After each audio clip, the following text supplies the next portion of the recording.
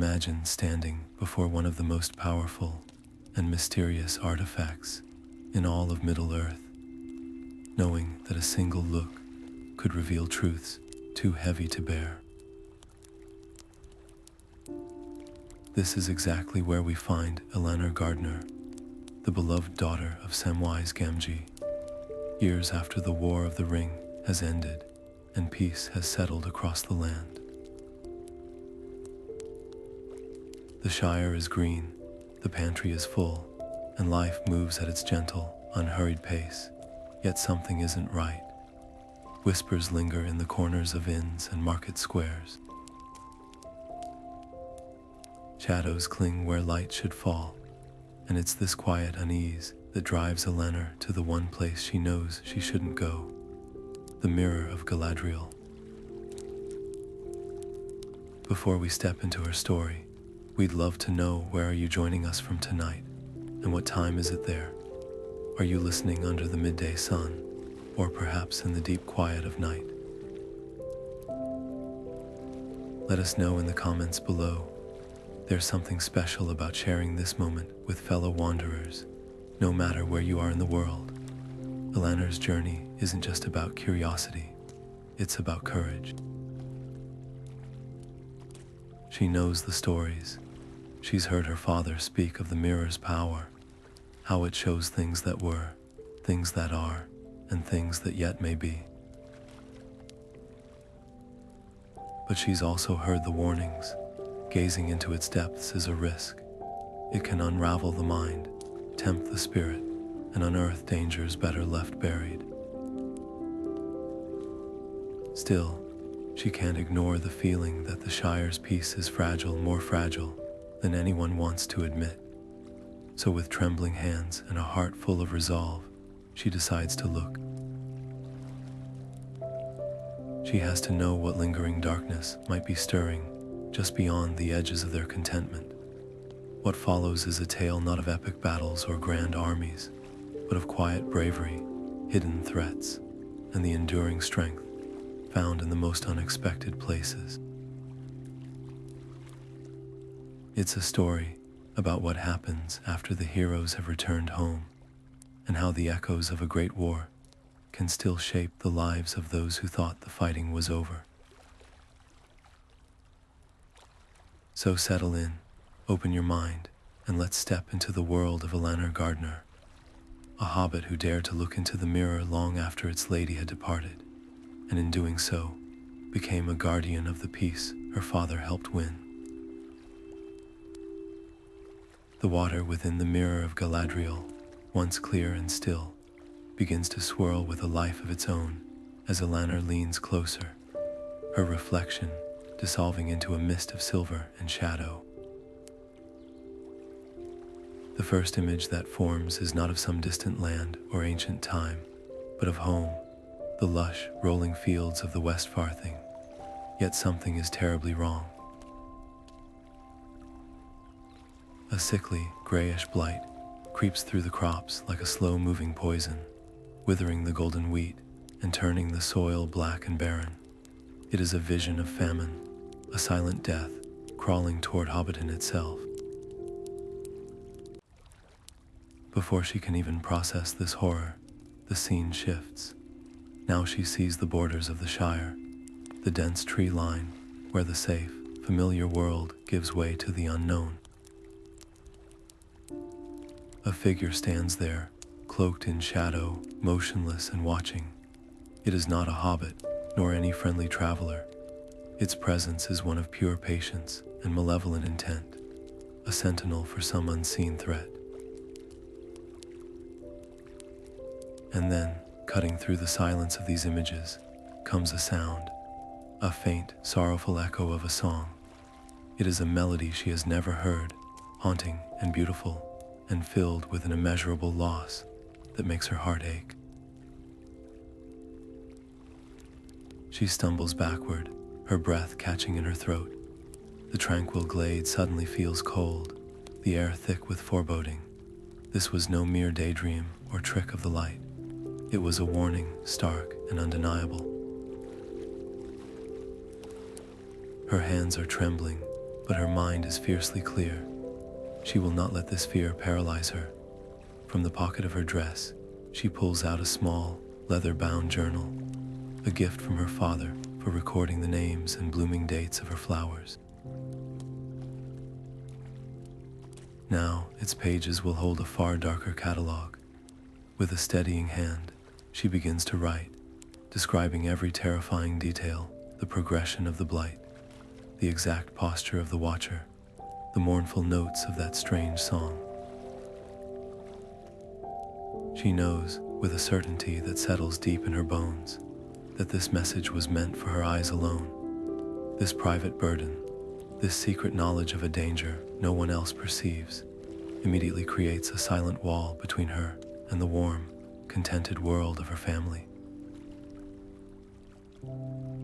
She can hear their laughter from back down the path, completely unaware that the peace they cherish might already be cracking at the edges. The weight of this knowledge is a physical pressure on her chest. How does one carry on with supper and small talk when they have seen the green land they love sicken and die? How does one enjoy a pint at the inn knowing a hostile eye is fixed upon their home? The Shire, in all its innocence, feels profoundly vulnerable, and Elanor feels the terrifying solitude of being the only one who can see the cliff edge they are all approaching.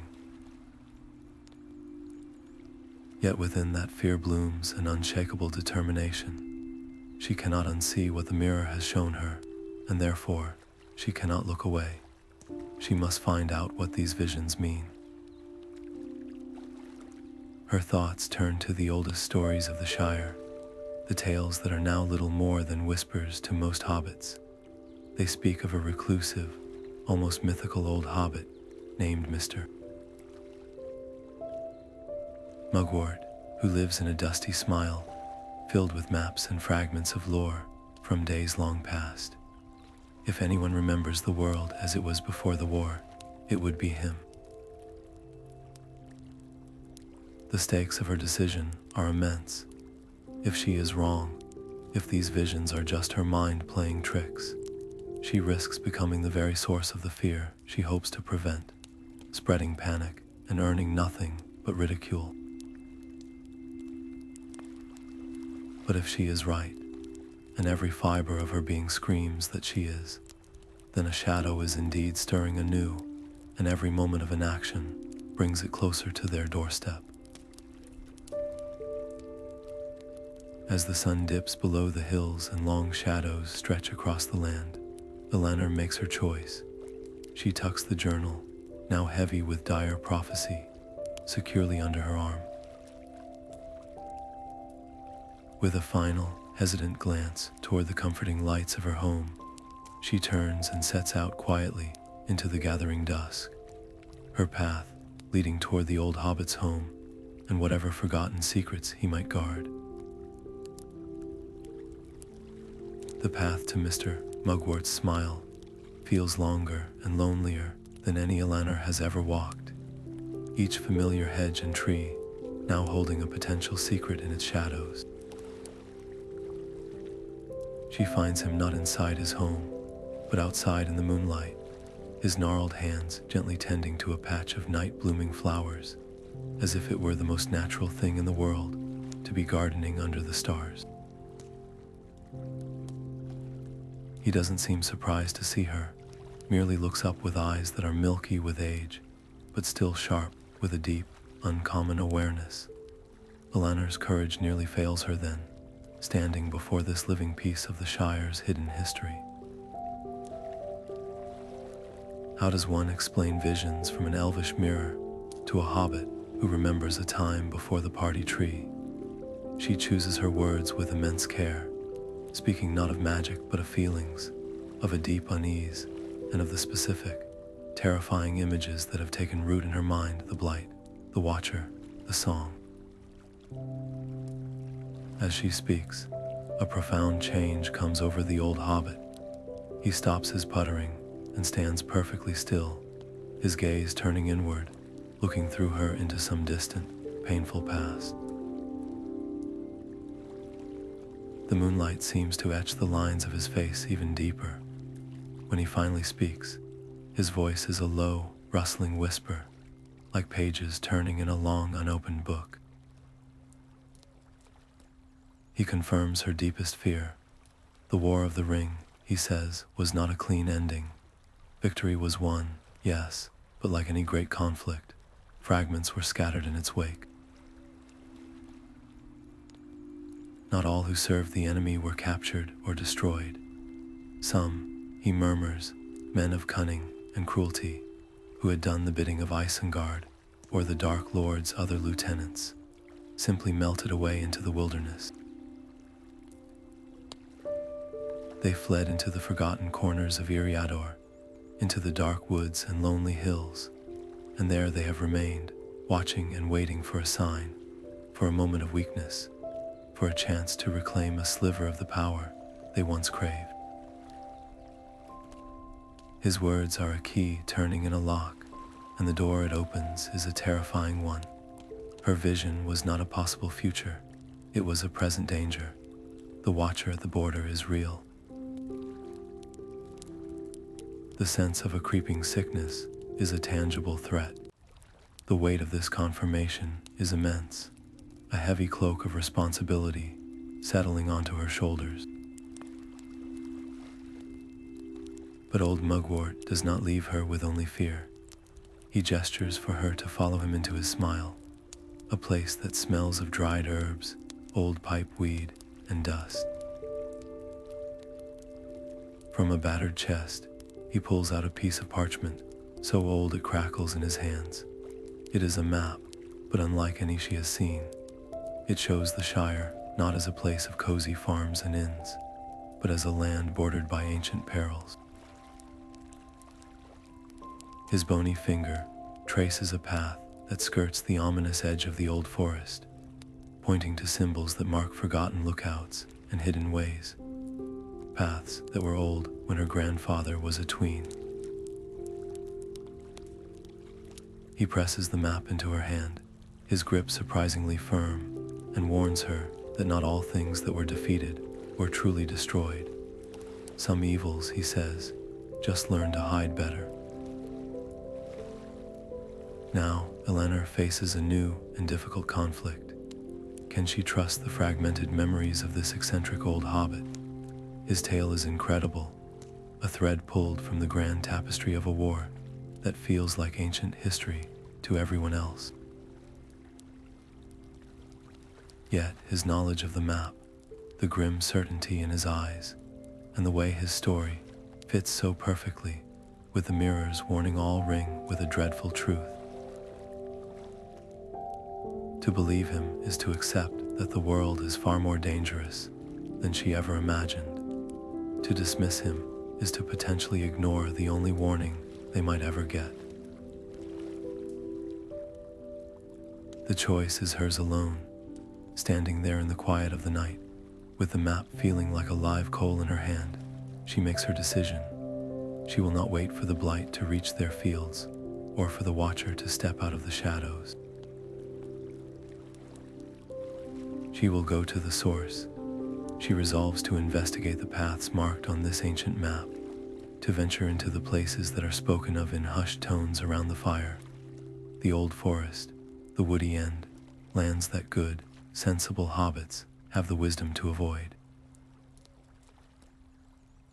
The stakes of her quest have just escalated beyond anything she could have prepared for. This is no longer about interpreting strange dreams.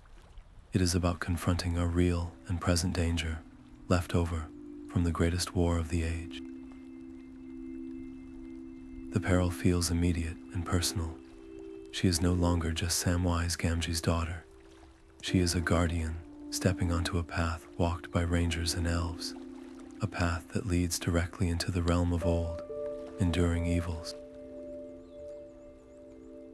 With the map carefully folded and tucked away, she makes her way back home under the same indifferent stars. The familiar rooms of Bag End offer no comfort tonight. As she lies in her bed, sleep is a distant country. Her mind is alive with plans and fears, tracing the lines of the map over and over again behind her closed eyes, already journeying into the unknown that awaits her at first light. The ancient map felt like a guide to another world entirely, leading Elanor away from the sun-drenched lanes and cozy hobbit holes of her home and into the deeper, quieter parts of the Shire that bordered the unknown. The woody end lived up to its name, a place where the trees grew thick and the sunlight fell in dappled patches on the forest floor. It was beautiful, but with a wild, untamed beauty that felt foreign to a hobbit used to well-tended gardens and orderly fields. Following the faded lines on Mugwart's parchment, she moved with a caution she'd never needed before, her ears straining for any sound that was not the rustle of leaves or the call of a distant bird. It was then that she heard them, voices, low and gruff, speaking in the common tongue, but with a rough accent that marked them as big folk. She froze, every instinct telling her to melt into the landscape, and she ducked silently behind a dense, thorny thicket, her heart hammering against her ribs like a trapped bird.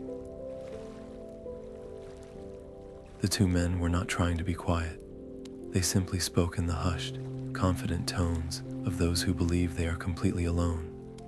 They were tall and dressed in travel-stained leather, their faces hard and weathered.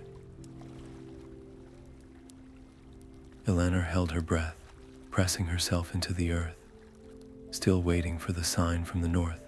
One grumbled, his voice a low rumble. The old master's legacy isn't meant to gather dust in some forgotten hole. The other spat on the ground. Patience. The Barrow-downs have kept their secrets for an age. A few more weeks mean nothing. When the time is right, we move. The words washed over Elanor with a chilling clarity. This was no random conversation between hunters or traders. They were waiting. They were serving some old master. And their goal was in the Barrow-downs, a place that sent a shiver down the spine of any sensible hobbit. This was the tangible evidence she had been desperate for, yet hearing it aloud made the danger feel terrifyingly real and immediate. These were not phantoms from a vision. They were men of flesh and blood, standing on the very borders of her home and speaking of dark plans. In that moment, the entire character of the Shire seemed to shift around her. The idyllic land of plenty, the safe haven her father had fought so hard to save, felt invaded. The air itself felt tainted by their presence. A powerful, primal urge screamed at her to run, to turn her back on this thicket, flee this forest, and return to the safety of Hobbiton, where the biggest worry was the quality of the ale at the Green Dragon. But a stronger, quieter voice, the one that had compelled her to look into the mirror, held her fast.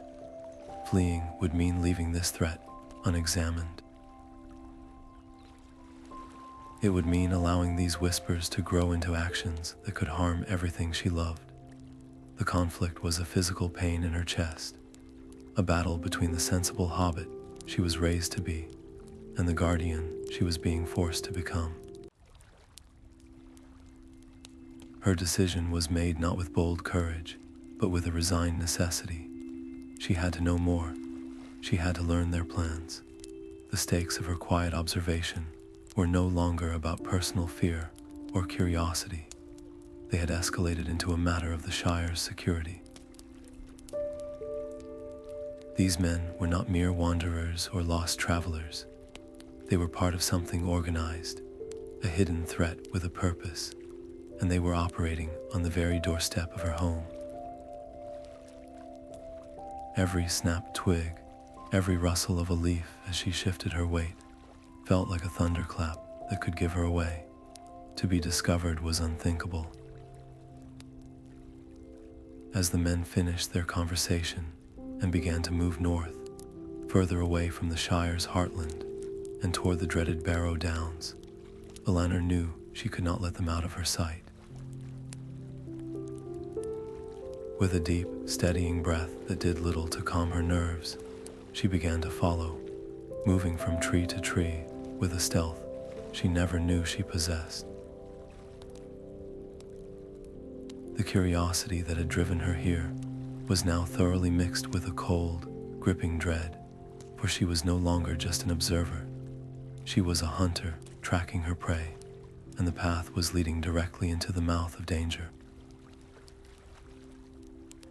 The unsettling whispers of the big folk and the grim truths from old Mugwart's map churned within Elanor's mind for days, creating a storm of doubt and urgency that left her unable to focus on the simple, comforting routines of Hobbiton. The Shire continued its peaceful existence around her, a vibrant portrait of contentment that now felt like a beautiful lie. She had seen the cracks beneath the surface, heard the plans of men who meant her home harm, and the weight of that secret knowledge was a lonely burden. It was this profound isolation, this desperate need for a clearer direction, that finally drew her back to the one place that had started it all. She found herself once more standing before the Mirror of Galadriel, its waters placid and silvered in the dim light of the glade. This time, there was no hesitation, only a quiet, determined plea spoken from her heart. "Show me what I must know. Please give me clarity." The water, which had once swirled with terrifying images of blight and shadowy watchers, now shifted with a different energy. This vision was not one of impending doom, but of stark, symbolic clues. The first image to solidify was not a place or a person, but a sign, a white hand, stark and menacing, etched deeply into a rough-hewn stone surface. It was a symbol she felt she should recognize, a ghost from one of her father's many war stories that she couldn't quite grasp. Before she could fix it in her memory, the scene pulled back, revealing the haunting ruins of Weathertop against a bleak sky. There, standing atop the ancient watchtower like a sentinel of old, was a tall, hooded figure. It stood perfectly still, its gaze fixed unwaveringly toward the west, toward the Shire. Its posture was not one of casual observation, but of intense, focused scrutiny, a predator patiently surveying its domain. A cold dread settled in her stomach. This was no mere border watcher. This was a leader, a strategist. Just as the fear threatened to overwhelm her, the mirror's waters shimmered and changed once more, offering not a threat, but a potential answer. The image softened, and she saw the face of a dwarf. He was bearded and sturdy, his features etched with the weariness of long travel, but his eyes held a determined, unwavering light. There was a familiarity to him, a resemblance to the descriptions of the dwarves her father had spoken of with such fondness, particularly Boffer of the company. He was from the Blue Mountains, that much she felt certain of, and he was journeying with a purpose. In that single, fleeting glimpse, the mirror presented her with a perfect balance of peril and hope, a symbol of the enemy and a potential ally in the fight against it. The conflicting emotions were a torrent within her. The mirror was a guide, yes, offering pieces of the puzzle she so desperately needed, but it was also a subtle torment. It showed her just enough to act, but never enough to be certain. It demanded leaps of faith into the unknown, trusting that the path would become clear only after she had committed to walking it. The white hand was a clue she knew she must decipher, a key to understanding the enemy's identity. The hooded figure on Weathertop confirmed a central, organized threat. But the dwarf was different. He felt like a thread she could actually grasp, a tangible person she could seek out. Where the other visions spoke of abstract dangers, his face spoke of a journey she could join. The decision, when it came, was not made lightly. To leave the Shire was to step into a world of stories, a world of real and present danger that good hobbits avoided at all costs. It meant worrying her family, defying the unspoken rule of staying safe and comfortable within the borders of the Four Farthings. But the alternative, staying home, doing nothing, and waiting for the threat she knew was real to arrive on their doorstep, was unthinkable. The stakes of her inaction were now higher than the risks of her action. She would find the dwarf from the Blue Mountains. She would find him, and she would learn what he knew of the White Hand and the Watchers on Weathertop. With a resolve that felt both terrifying and empowering, Elanor Gardner made her final preparations. She packed a small, practical bag with essentials: whey bread, a water skin, her journal, and the precious map from old Mugwart. She penned a brief, loving note for her family, explaining that she was following a lead on a matter of importance and would return as soon as she could, careful not to sow the panic she was trying to prevent. She did not look back as she slipped out of Bag End just before dawn. The East Road, which began as a well-trod path out of Hobbiton, stretched out before her, a ribbon of packed earth, leading away from everything she knew and into a world of uncertainty. Her heart a mix of fear and a stubborn, hopeful determination to find the ally she had seen. The East Road stretched out before her, a ribbon of packed earth that felt both familiar and utterly foreign now that she was walking it alone. Every creak of a distant branch, every call of an unfamiliar bird set her heart racing. Hobbits were not made for grand journeys, and each step away from the Shire felt like a defiance of her very nature. She kept her head down, pulling her cloak tighter, trying to look like nothing more than a hobbit on a local errand, though her pack and her determined pace suggested otherwise. It was on the second day of her travel, as the lush, rolling hills began to give way to the wilder, more rugged landscapes that bordered Bree land, that she first heard the distinct, heavy footfalls of booted feet and the low, rumbling hum of a tune being whistled. She froze, her hand instinctively going to the small eating knife at her belt, her mind flashing to the rough-voiced men in the woody end. Peering cautiously around a bend in the road, her fear quickly melted into a wave of stunned recognition. It was not a man, but a dwarf, and not just any dwarf. While she had never met him, his stout build, his braided beard adorned with simple but well-crafted clasps, and most of all, the cheerful, determined set of his shoulders as he marched along matched the image from the mirror with an almost miraculous clarity.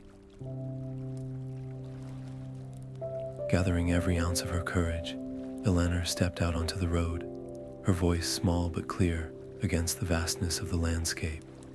"Good morning," she called out, her words causing the dwarf to stop mid-whistle and turn, his eyes widening in surprise at the sight of a lone hobbit so far from home. He introduced himself as Corey, a trader from the Blue Mountains, and as he spoke of his intention to bring fine dwarvish crafts to the Shire for trade, Elanor felt a flicker of hope. Here was a direct link to the world beyond, a traveler who moved between realms. The decision to trust him was the greatest gamble she had ever taken. She could have simply wished him a good day and continued on, preserving her secret and her safety. But the mirror had shown him to her for a reason. Choosing her words with immense care, she did not speak of magical pools or waking visions. Instead, she spoke of her fears for the Shire of strange watchers, and of a symbol she had learned of, a white hand. The moment the words left her lips, Corey's friendly demeanor shifted into one of grim seriousness. The name Saruman passed between them like a cold wind, and Corey confirmed her deepest suspicions. The white hand was not a forgotten ghost. It was the mark of a new, secretive fellowship of men, remnants of Saruman's scattered forces who had refused to fade away. They were now led, he explained in a low voice, by a ruthless and cunning captain who preached that the age of men was not over, and that power could still be seized from the ruins of the past. In that moment, on that lonely road, Eleanor's solitary burden was halved. The immense relief of being believed, of having her fears validated by someone from the wider world, was so powerful, it nearly brought her to tears. Corey, seeing the same shadows she feared and understanding the innocence of the Shire she was trying to protect, did not hesitate. His trading mission was forgotten. His axe, he declared, was now in the service of her quest. He agreed to help her without a second thought, his loyalty to the memory of the friendship between dwarves and hobbits, and to Bilbo and Frodo Baggins specifically, forging an instant bond. Yet, with this newfound alliance came a new and profound weight of responsibility. Before, she was only risking herself. Now, she was responsible for the safety of another. Every potential danger on the road ahead was a threat not just to her, but to this kind, brave dwarf who had offered his aid without question. Their plan formed quickly amidst the rustling grasses of the roadside. Bree, the ancient crossroads town where hobbits and big folk mixed uneasily, was the obvious next step. If there were whispers of trouble, if strangers were moving through the land with ill intent, the inns and taverns of Bree would hold those secrets. It was a place to listen, to learn, and to hopefully piece together the enemy's next move before it was too late. Turning their backs on the road to the Shire, the unlikely pair, a gentle hobbit of the Shire and a dwarf miner from the Blue Mountains, set off together toward the town gates. As they walked, the sun seemed to dip behind a bank of clouds, and the air grew noticeably colder, carrying with it a damp chill that spoke of coming rain and hidden things. Elanor pulled her cloak tighter, her eyes fixed on the distant chimneys of Bree, her mind no longer just wondering, but actively worrying about what secrets, what new layers of danger that bustling, mysterious town might hold for them both. The gate of Bree loomed before them, a tall, weathered arch of stone and timber that seemed to mark the boundary between the familiar world and one far older and more complicated. For Elanor, who had never ventured beyond the borders of her own land, the sight of big folk going about their business, their voices loud and their strides long, was both intimidating and fascinating.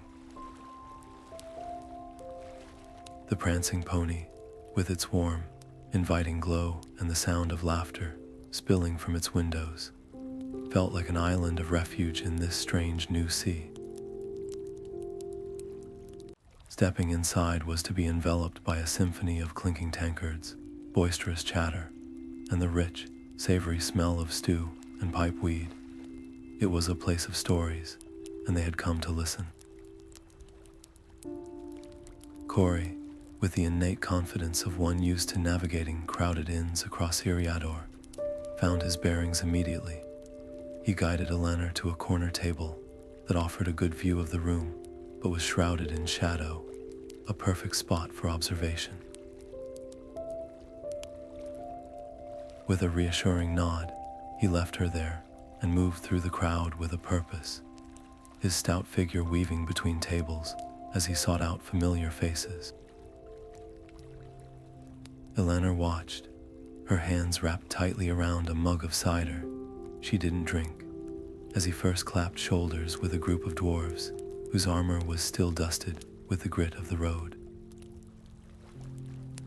Their conversation was a low, rumbling exchange in Cuzdal, punctuated by serious nods and sharp glances in her direction. Later, he leaned against the bar beside a grizzled man with a weather-beaten face and the keen eyes of a ranger, though he wore the simple clothes of a hunter. Their talk was quieter, more intense, and involved a lot of pointing toward a map drawn in the condensation on the wooden counter. When Corey finally returned to their table, his expression was grim, all traces of their earlier hopefulness gone. The news he brought was a chilling confirmation of their worst fears, piecing together the fragments of their journey into a terrifying whole. The dwarves, who traded along the greenway, had seen them men bearing the faded mark of a white hand on their gear, keeping to the hidden paths and old ruins north of the Great East Road. They were not mere bandits. They moved with discipline, like a company of soldiers, and their numbers were growing. The hunter at the bar, who trapped furs near the Weather Hills, added the most crucial detail. He'd overheard their talk around a cold campfire, speaking not of robbery, but of a search. They whispered of an artifact, something lost in the final, chaotic days of the war. Something of power that had been hidden away in the crumbling stonework of Fornost, the ancient city of kings that now stood as a broken monument to a fallen age. The consequences of this information settled over Elanor like a physical weight. This was no longer about random watchers or vague threats. The pieces of the puzzle clicked into place with a dreadful finality. The enemy had a specific, tangible goal. They weren't just lurking, they were actively hunting for a tool, a weapon from a bygone era of conflict. And the Shire, with its peaceful, trusting hobbits and its complete lack of defenses, was not just a random target in their path. It was the perfect target. Its innocence was its greatest vulnerability. If these men sought a weapon of power, what better place to test it than on a people who would never see the blow coming? The cozy, firelit interior of the inn suddenly felt like a fragile illusion. Every laugh from another table sounded naive. Every cheerful song felt like a dirge for a piece that was already ending. The conflict within Elanor sharpened into a razor's edge. The part of her that was a daughter of the Shire screamed to run home, to bar the doors, to warn everyone, and hope that walls and watchfulness would be enough. But the part of her that was Samwise Gamgee's child, the part that had looked into the mirror and seen the blight upon the land, knew that hope was not a strategy. Walls would not stop what was coming. Waiting for the threat to arrive on their doorstep would be a death sentence for everything she loved. The only way to protect the Shire was to meet the danger head-on, far from its green borders. She looked at Corey, whose determined expression mirrored her own resolve, and the decision was made without a word needing to be spoken. They would not wait. They would not hide. They would go to Fornost. They would find these seekers of lost artifacts and intercept them before they could turn their eyes, and whatever power they found, toward the Shire. This decision irrevocably escalated the stakes of their quest into something far more perilous. They were no longer following rumors. They were walking directly into the lion's den. They were leaving behind the last vestige of the civilized world, represented by Bree, and heading into the northern wastes, a land of wild moors, crumbling ruins, and forgotten dangers. They would be outnumbered, operating in unfamiliar territory against a focused and determined enemy. The safety of home was now hundreds of steps behind them, and every step forward took them deeper into a landscape where the rules of hobbit life no longer applied. As the first gray light of dawn touched the crooked buildings of Bree, Elanor and Corey shouldered their packs and passed back through the town gate. They did not look back.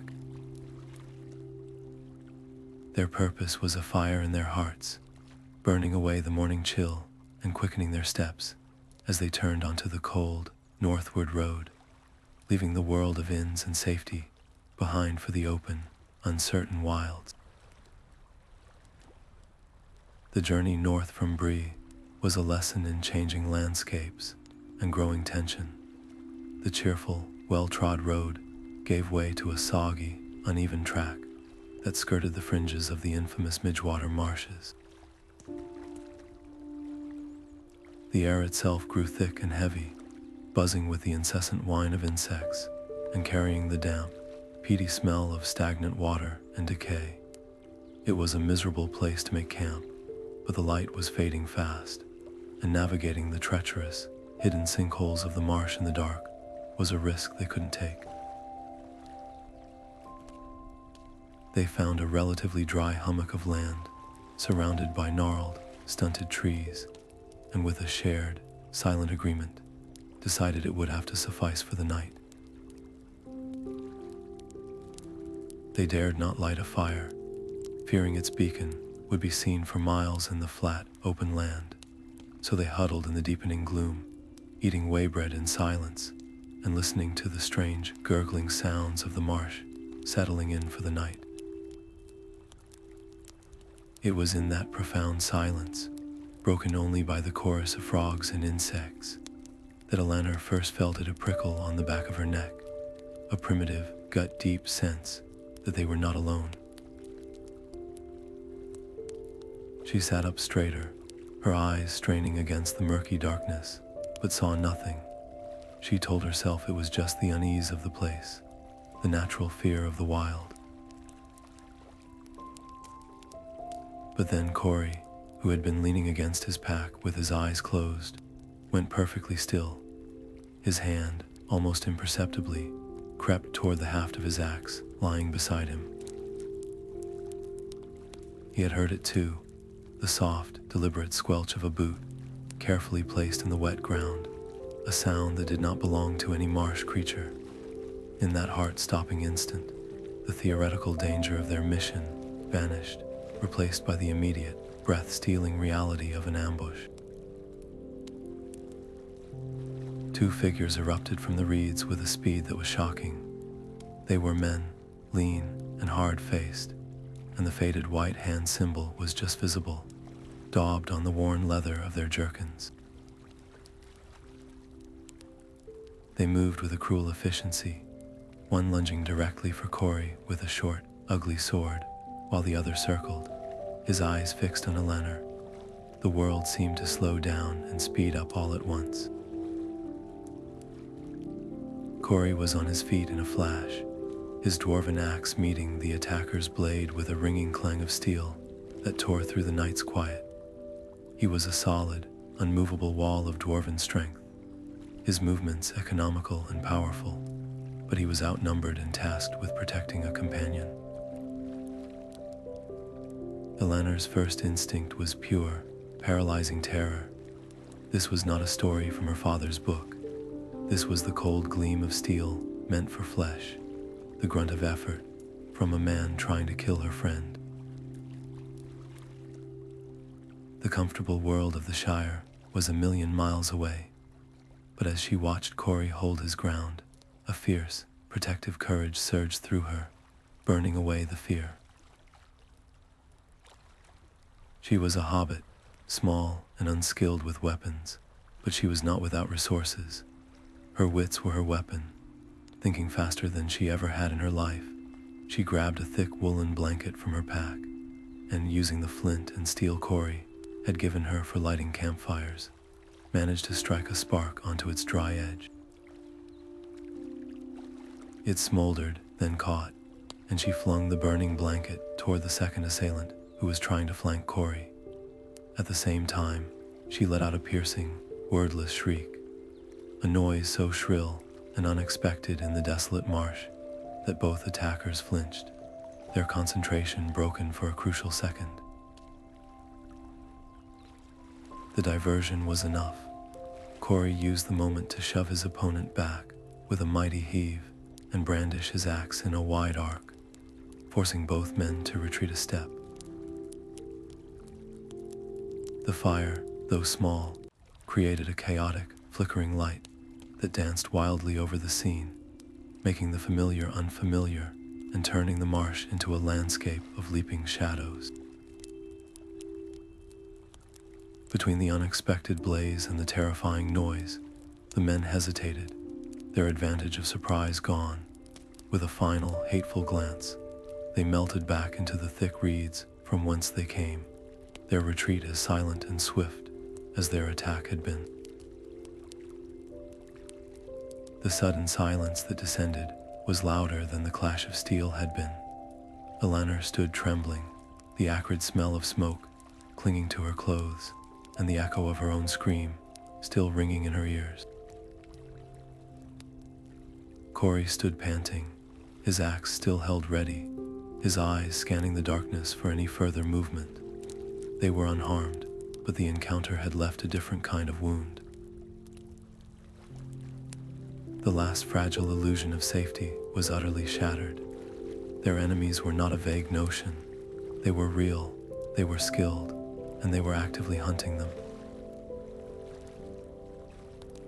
The White Hand knew they were here, and they were willing to kill to protect their secrets. For Elanor, this was a brutal and irrevocable turning point. She had just experienced the visceral reality of violence, the heart-pounding terror of a fight for survival. The theoretical stakes of her quest had just become intensely personal.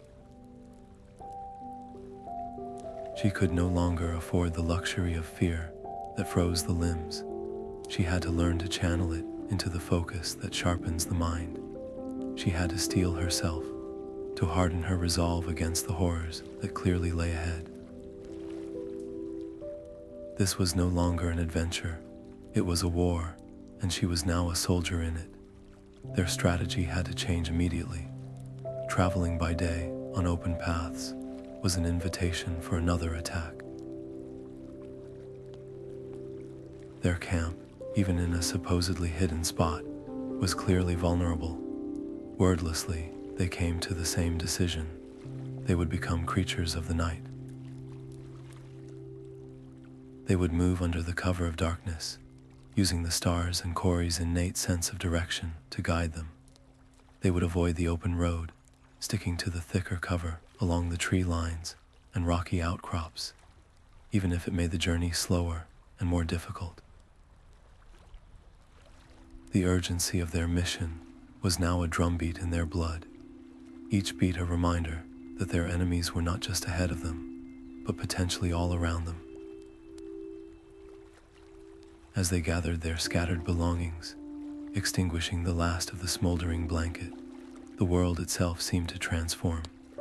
Every rustle in the reeds was no longer a frog or a bird, but a potential threat.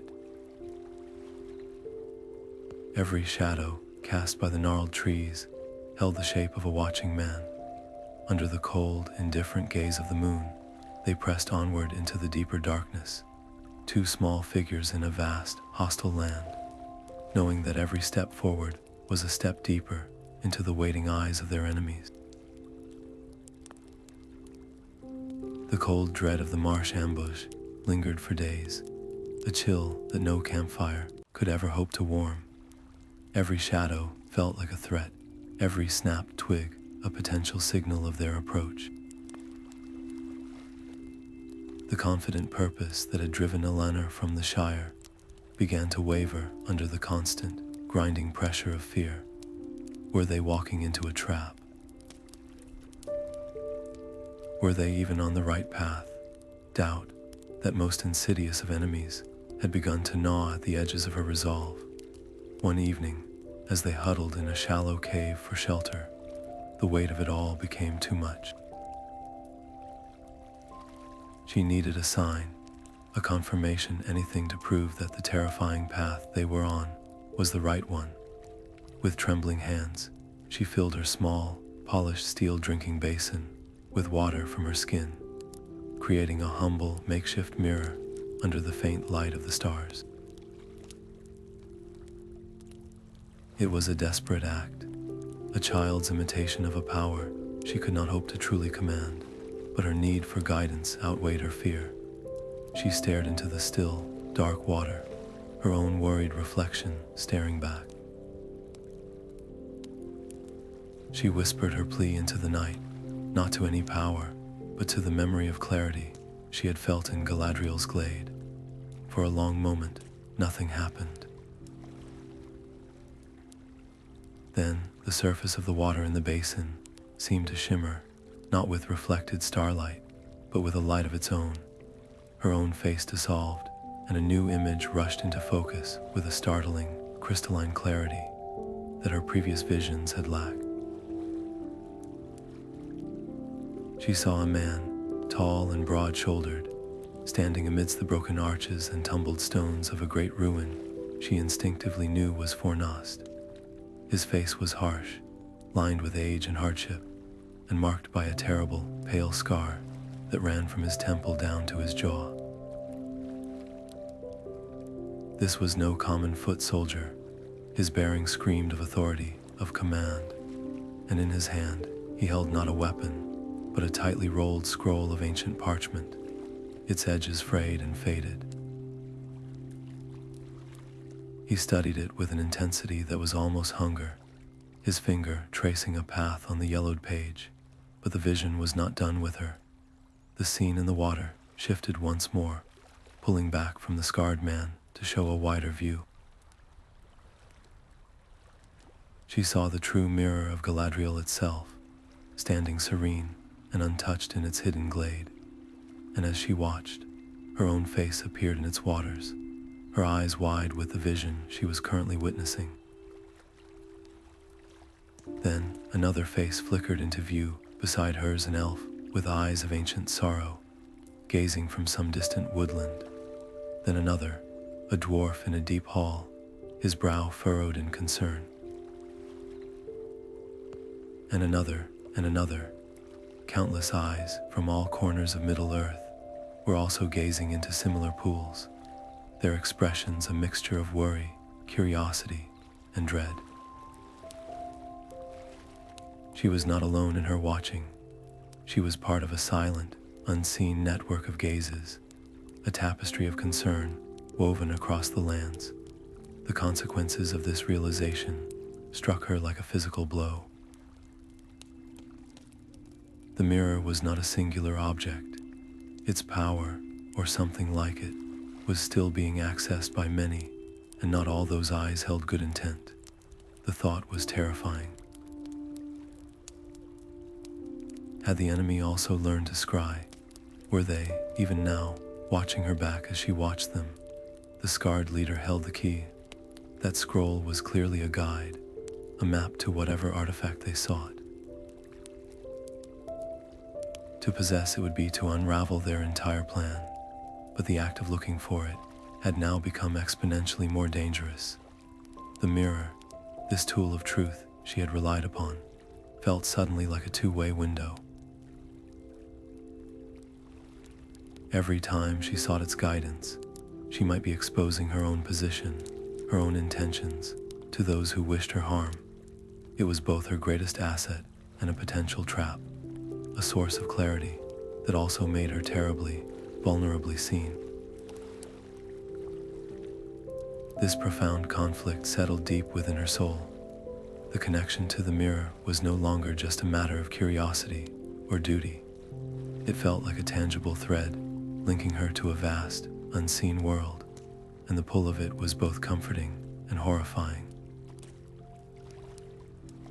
She felt the weight of those other watchers, their silent vigilance, a burden she now shared. Yet within that weight, she also found a new, iron-hard resolve. The scroll was the tangible goal. It was no longer about interpreting vague warnings or following shadows. It was a physical object she could find and seize. She made a vow there in the dark, a promise to herself and to the Shire she was protecting. She would find that scroll before the scarred man could use it. She would take it from him, no matter the personal cost. The stakes of their mission had just become intensely, terrifyingly personal. The risk was no longer just ambush on a road. It was the chilling possibility that her every move was being observed by hostile eyes through the very magic she was using to guide her. As the vision faded and the water in her basin returned to its normal, reflective state, Elanor did not feel fear. She felt a cold, clean purpose. Wasting no time, she turned to Corey, who had been watching her with silent concern. She described everything she had seen the leaders face, the precious scroll, and the chilling panorama of countless other watchers. Her voice was steady, her words precise. The doubt that had plagued her was gone, burned away by the certainty of the vision. They had their target. They knew what they were hunting for. Nodding grimly, Corey shouldered his pack without a word. There was no need for discussion. Their path was clearer than it had ever been. With a renewed, fierce determination that quickened their blood and their steps, the two companions turned their faces toward the northern wastes and the crumbling ruins of Fornost, their pace now a direct and urgent march toward a confrontation that felt both inevitable and desperately necessary.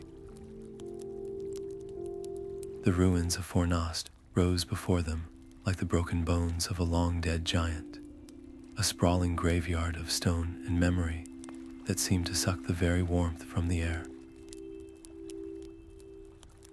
This was not a place for the living. The wind whistled through empty windows that had once held glass and life, and the silence was a heavy, oppressive thing, broken only by the scuttling of unseen things in the rubble. Every step Elanor took felt like a trespass, a violation of a sleep that should have remained eternal. The ancient dread of the place was a physical pressure, a cold hand resting on the back of her neck, and she found herself holding her breath, listening for anything that was not the mournful sigh of the wind. The stories of this place, of fallen kings and ancient battles against the shadow, were no longer tales from a book. They were a palpable presence in the crumbling stone, and it took every ounce of her courage to keep moving forward beside the steadfast Corey. It was Corey's sharp dwarven eyes that first spotted the signs, his experience in deep, dark places making him attuned to the slightest disturbance. He held up a hand, bringing them to an abrupt halt, and pointed toward a sheltered alcove formed by a half-collapsed wall. There, clear as day, was the evidence they had been hunting for. A fire pit, recently used, its ashes still holding a faint whisper of warmth. Scattered around it were the discarded leavings of a camp, a broken strap, a gnawed bone, an empty water skin made from a coarse material not common in Bree. These men had not been passing through. They had been waiting, watching, planning. And then, as if to remove all doubt, Elanor's own gaze fell upon it. The white hand symbol, freshly and deeply carved into the side of a massive, broken pillar that might have once held up a great hall. It was no faded mark on leather. This was a declaration, a territorial claim etched into the very bones of the ancient city. Their enemy had not just been here. They had marked this place as their own. The discovery sent a fresh chill down Elanor's spine, one that had nothing to do with the cold wind. This was the undeniable proof they needed, but it was a hollow victory. It meant they were on the right trail, but it also meant they were walking directly into the lion's den. Every shadowed archway, every pile of rubble, now felt like a potential ambush point. The tension was a wire stretched taut between them, and they moved as one, their backs close together, their eyes constantly scanning the ruins. Corey's axe was no longer slung over his shoulder, but held at the ready, his knuckles white on the grip. The fear was no longer a vague anxiety. It was a sharp, focused thing, a coppery taste in the mouth that came with the very real expectation of an arrow whistling out of the darkness at any moment. It was in this state of hyper-alertness that Corey noticed something else, something most would have missed. While Elanor kept watch, her heart hammering against her ribs, he ran his skilled fingers over the stonework of the very pillar that bore the hated symbol. He was not looking at the carving, but at the masonry around it, his touch light and expert.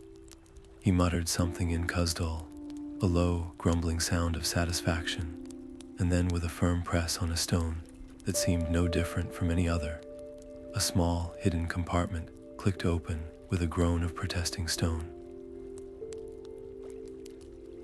Inside, shielded from the elements, was not a weapon or a treasure, but another piece of parchment, even older and more fragile than the one from old Mugwart. It was a partial map, clearly very old, and it depicted not the ruins of Fornost, but the rolling landscape to the west. With chilling clarity, it charted a path from these very ruins directly toward the eastern borders of the Shire, marking specific landmarks, and most ominously, a single large barrow nestled in the downs.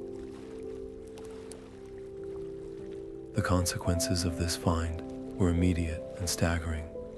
They now held in their hands not just proof of the enemy's presence, but a direct insight into their intended destination. The Shire was not just a vague target, it was the bullseye on this ancient map. The artifact they sought was not here in Fornost. It was buried in the earth, much closer to home. This changed everything. The race was no longer about tracking a ghost. It was a desperate sprint to intercept a known threat, barreling toward the most defenseless place in Middle-earth. But the relief of having a clear goal was instantly poisoned by a terrifying new thought. They had found the enemy's previous campsite. They had found their map. How long ago had they left? The faint warmth in the ashes suggested it hadn't been days, but it could have been hours. Were they, right at this very moment, already ahead of them, moving swiftly toward the Shire with this very destination in mind? The weight of that possibility was crushing.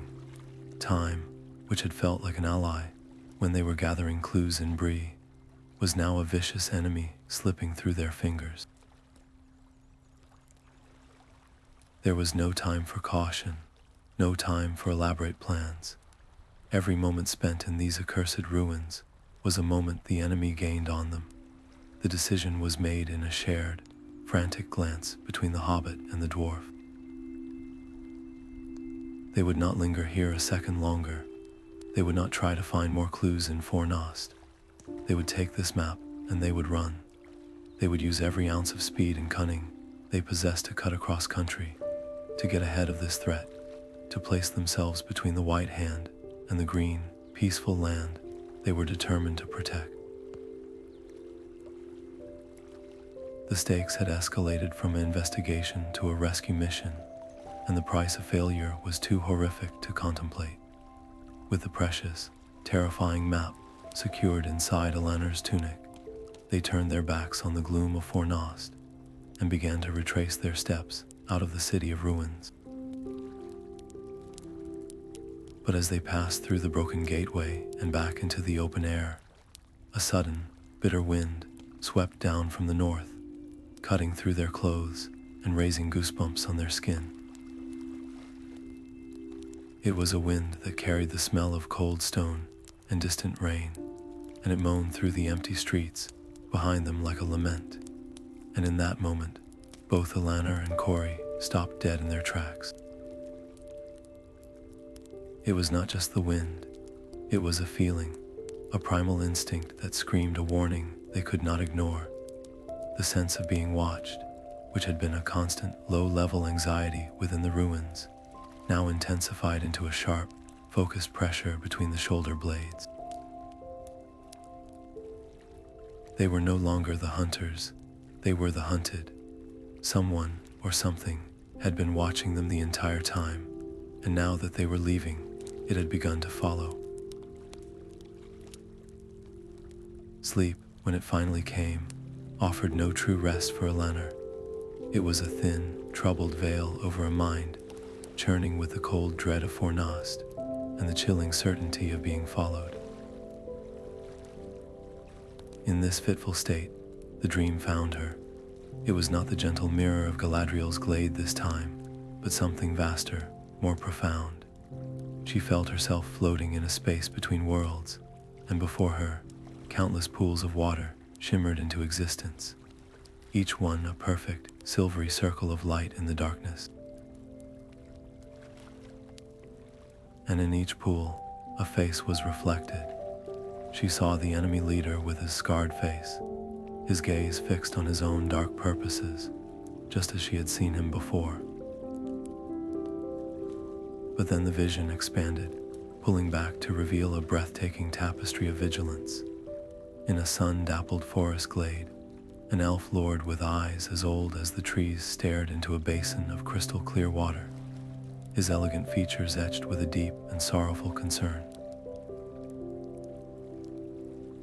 Deep within the echoing halls of a mountain, a dwarf queen leaned over a still, black pool of subterranean water, her brow furrowed, her strong hands gripping the stone rim as she watched images shift beneath the surface.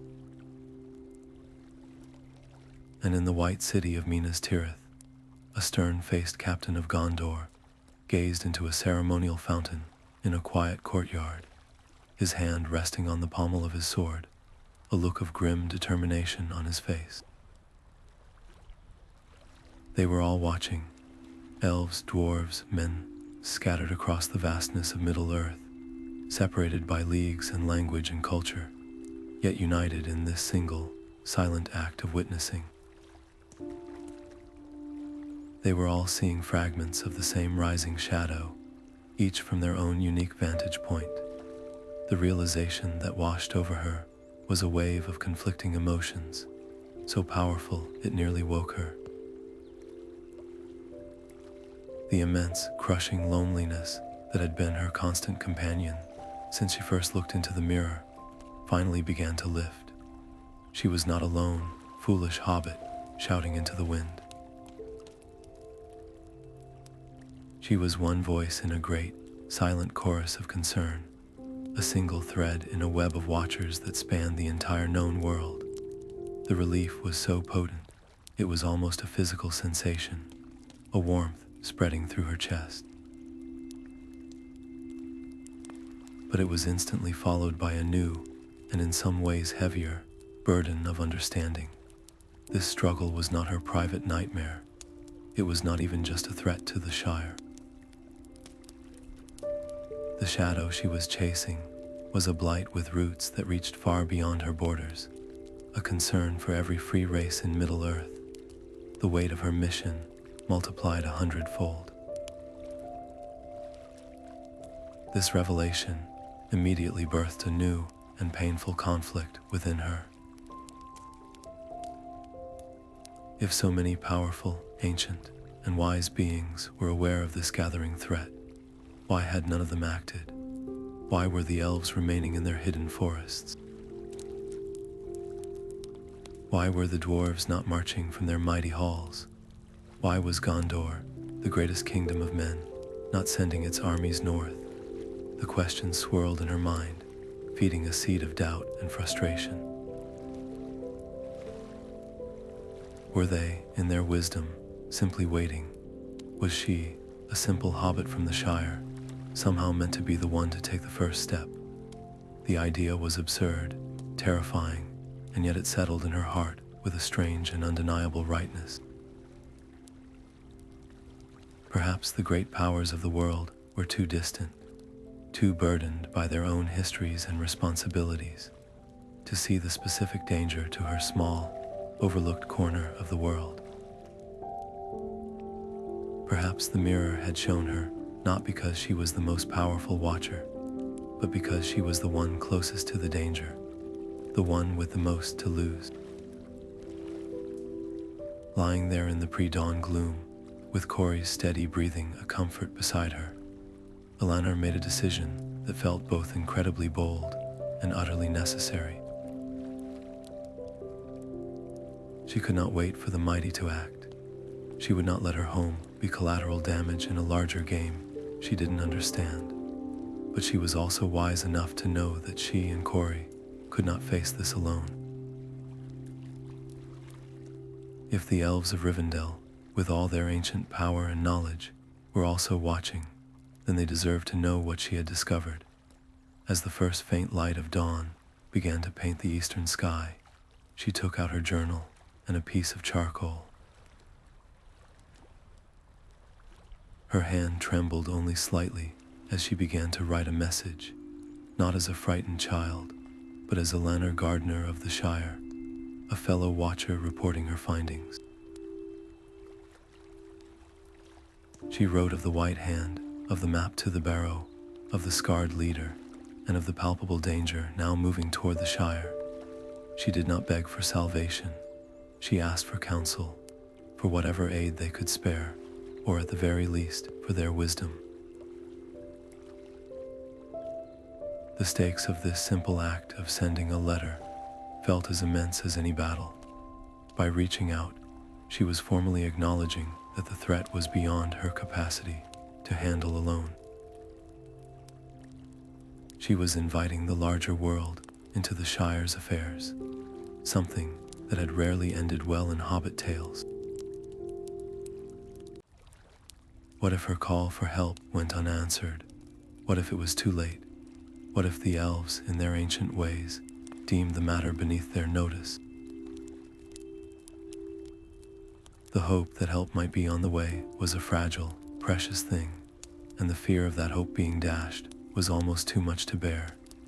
Yet to do nothing, to remain silent while others might be able to help, was a risk she could not take. As the sun finally crested the horizon, fate, or perhaps the same unseen forces that guided the watchers, provided an opportunity. A lone ranger, tall and grim, his travel-worn cloak smelling of pine and cold earth, passed by their camp on his way west toward the misty mountains. Summoning all her courage, Elanor approached him, the sealed letter, feeling like a lead weight in her hand.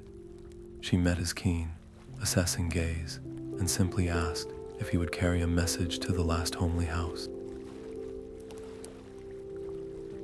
The ranger looked from her small, earnest face to the steadfast dwarf behind her, and without a word, he nodded, tucking the letter safely inside his tunic, before melting back into the landscape from which he came.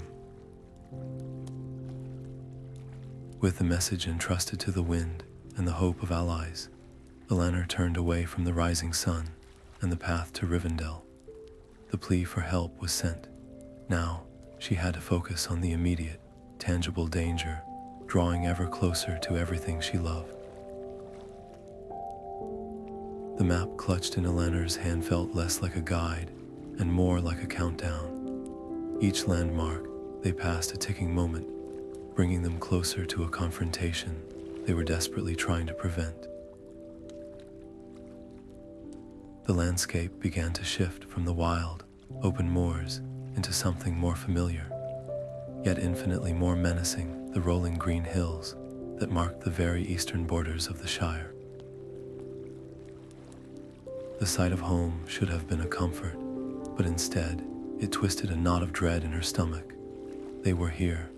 The enemy was on their doorstep. Following a narrow, little-used game trail that skirted the edge of the old forest, a place whose malevolent reputation was a bedtime story to frighten hobbit children, Corey suddenly dropped into a crouch, pulling Elanor down beside him behind a thicket of blackberry brambles. His hand was a silent signal for absolute quiet. Just ahead, nestled in a shallow dell that was all but invisible from the main path, was the hidden camp. A dozen men moved with a quiet, disciplined efficiency that was far more terrifying than the loud bluster of common bandits. They were well armed, their faces hard and closed, and the faded white hand symbol was visible on several of their packs and shields. And there, in the center of the activity, was the man from her vision. The scarred leader stood near a smoldering campfire, the precious, frayed scroll unrolled in his hands. Eleanor's breath caught in her throat as she watched him trace a line on the parchment with a grimy finger, his voice a low, guttural rumble that carried on the still evening air. He was speaking to his second in command, and his words were not of conquest or plunder, but of awakening. The signs align, he muttered, his voice laced with a fanatical intensity. The time is near to wake what sleeps under the hills. Our master's legacy does not lie in forgotten barrows. It waits for a voice to call it forth. The meaning of his words crashed over Elanor with the force of a physical blow. This was no longer about a mere artifact, a sword, or a jewel of power. They were not grave robbers, they were summoners. Their goal was to rouse something, to call up an ancient evil that had been buried deep beneath the peaceful soil of the Shire for ages untold. Her mind raced, connecting the terrifying dots. The old forest had always been a place of old, dark things, of trees that remembered hatred and shadows that held malice. The Barrow-downs were the graves of ancient kings, but also prisons for things that had served the enemy in a time before history. The enemy wasn't just looking to find a weapon, they were looking to unleash one. A fierce, protective love for her home flared within Elanor, burning away the cold fear that had gripped her. This was the Shire. This was the land her father had walked across the world to save. These were the fields he had replanted with hope from the Lady Galadriel's own gift. She would not let it be defiled, not by blight, not by watchers, and certainly not by some ancient horror dragged from its slumber. Yet that courage warred with the stark, terrifying reality before her. She and Corey were two. The camp held over a dozen hardened, armed men. They were outnumbered, outmatched, and operating deep in hostile territory. A direct confrontation wouldn't be a fight, it would be a massacre. It was in that crucible of fear and determination that a desperate, audacious plan formed in her mind. She turned to Corey, her voice a whisper so faint it was little more than a shaping of breath. The scroll, she breathed. It is their guide, their key. Without it, they are blind. They would have to stop, to reconsider. It could buy us time to get help, or to find this sleeping evil ourselves and put it back to rest for good. The plan was insanity. Slipping into a camp of dangerous men to steal the one thing they valued most was a task for a legendary ranger, not a hobbit who had never held a sword. But the alternative, creeping away, doing nothing, and allowing them to proceed, was a certain doom for everything she held dear. The stakes could not be higher. Failure meant capture, torture, or a swift and silent death in the dark. But success, however slim the chance, meant a chance to save the Shire. Corey looked from her determined face to the well-guarded camp and back again. He saw the same stubborn light in her eyes that he remembered in tales of Bilbo Baggins, facing a dragon. It was a madness, but it was a brave madness. With a slow, grim nod, he agreed. The decision was made. There would be no turning back. As the last sliver of sun vanished below the horizon, the world was plunged into the deep, absolute black of a moonless night. It was a cloak, a fragile shield offered by the darkness itself. Together, they began their agonizingly slow advance toward the edge of the camp. Every leaf they brushed against sounding like a thunderclap. Every carefully placed footfall echoing in their ears like a drumbeat of impending disaster. The tension was a wire pulled taut, stretching with each silent, painstaking step they took toward the heart of the danger. The deep, moonless night became their greatest ally, wrapping the world in a blanket of shadows so thick it felt almost tangible. Elanor and Corey shared one last, silent look of understanding, a pact made without words.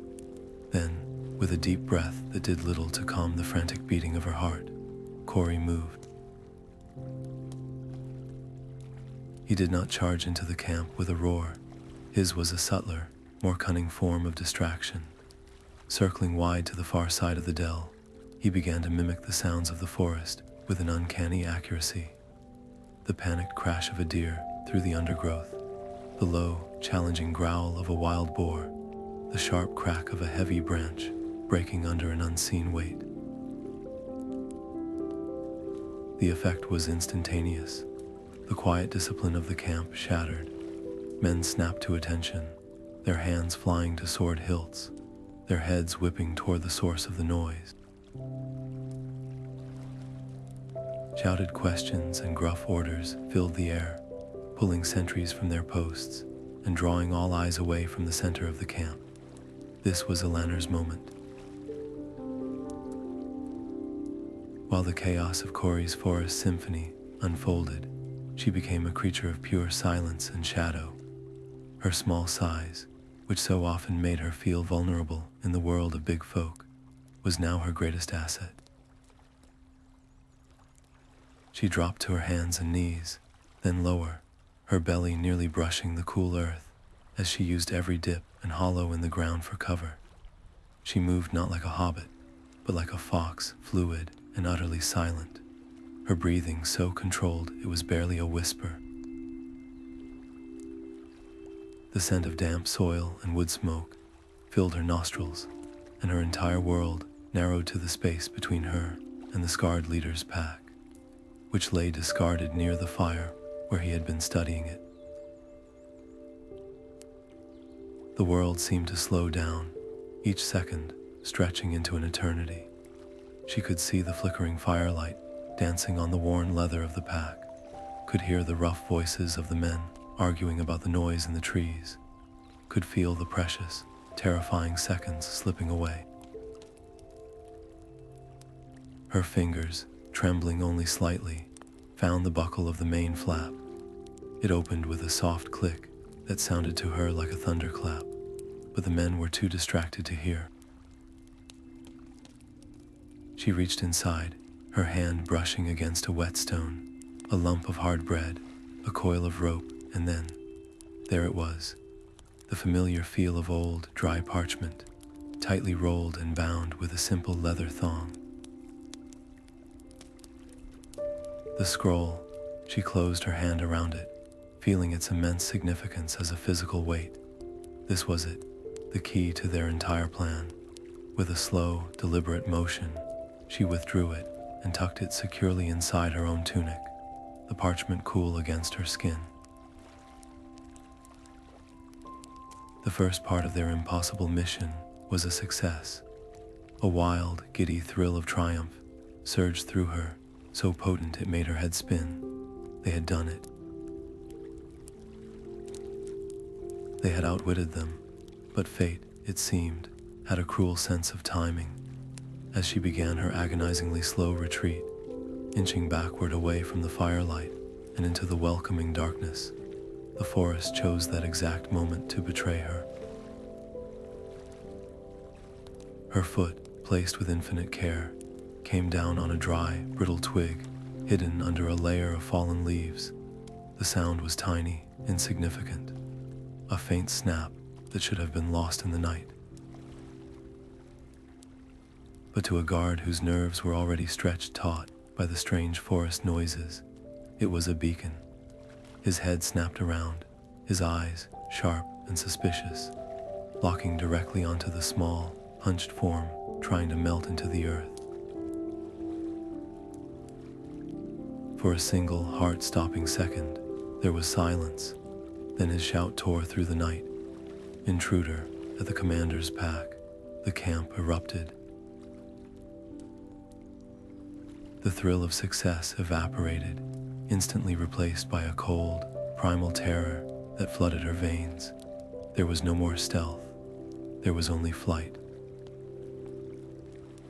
Elanor scrambled to her feet and ran, not with any plan, but with the pure, instinctual desperation of a rabbit bolting from a hawk. She heard the shouts, the curses, the sound of heavy boots pounding the earth behind her. An arrow whistled past her ear, thudding into a tree trunk just ahead with a sickening thwack. She ducked and weaved, her knowledge of the land the only thing keeping her on her feet as she plunged through the familiar, yet suddenly alien, terrain of the Shire's borders. Then, like a miracle, Corey was there. He emerged from the shadows not as a hidden trickster, but as a warrior, his axe a gleaming arc in the starlight as he planted himself firmly between her and her pursuers. "Run, lass," he bellowed, his voice a solid, reassuring rock in the torrent of her panic. "I am right behind you." He did not engage the men fully. His purpose was to block, to parry a few wild swings, to create a wall of dwarven defiance that gave her those few precious extra seconds to vanish into the deeper woods.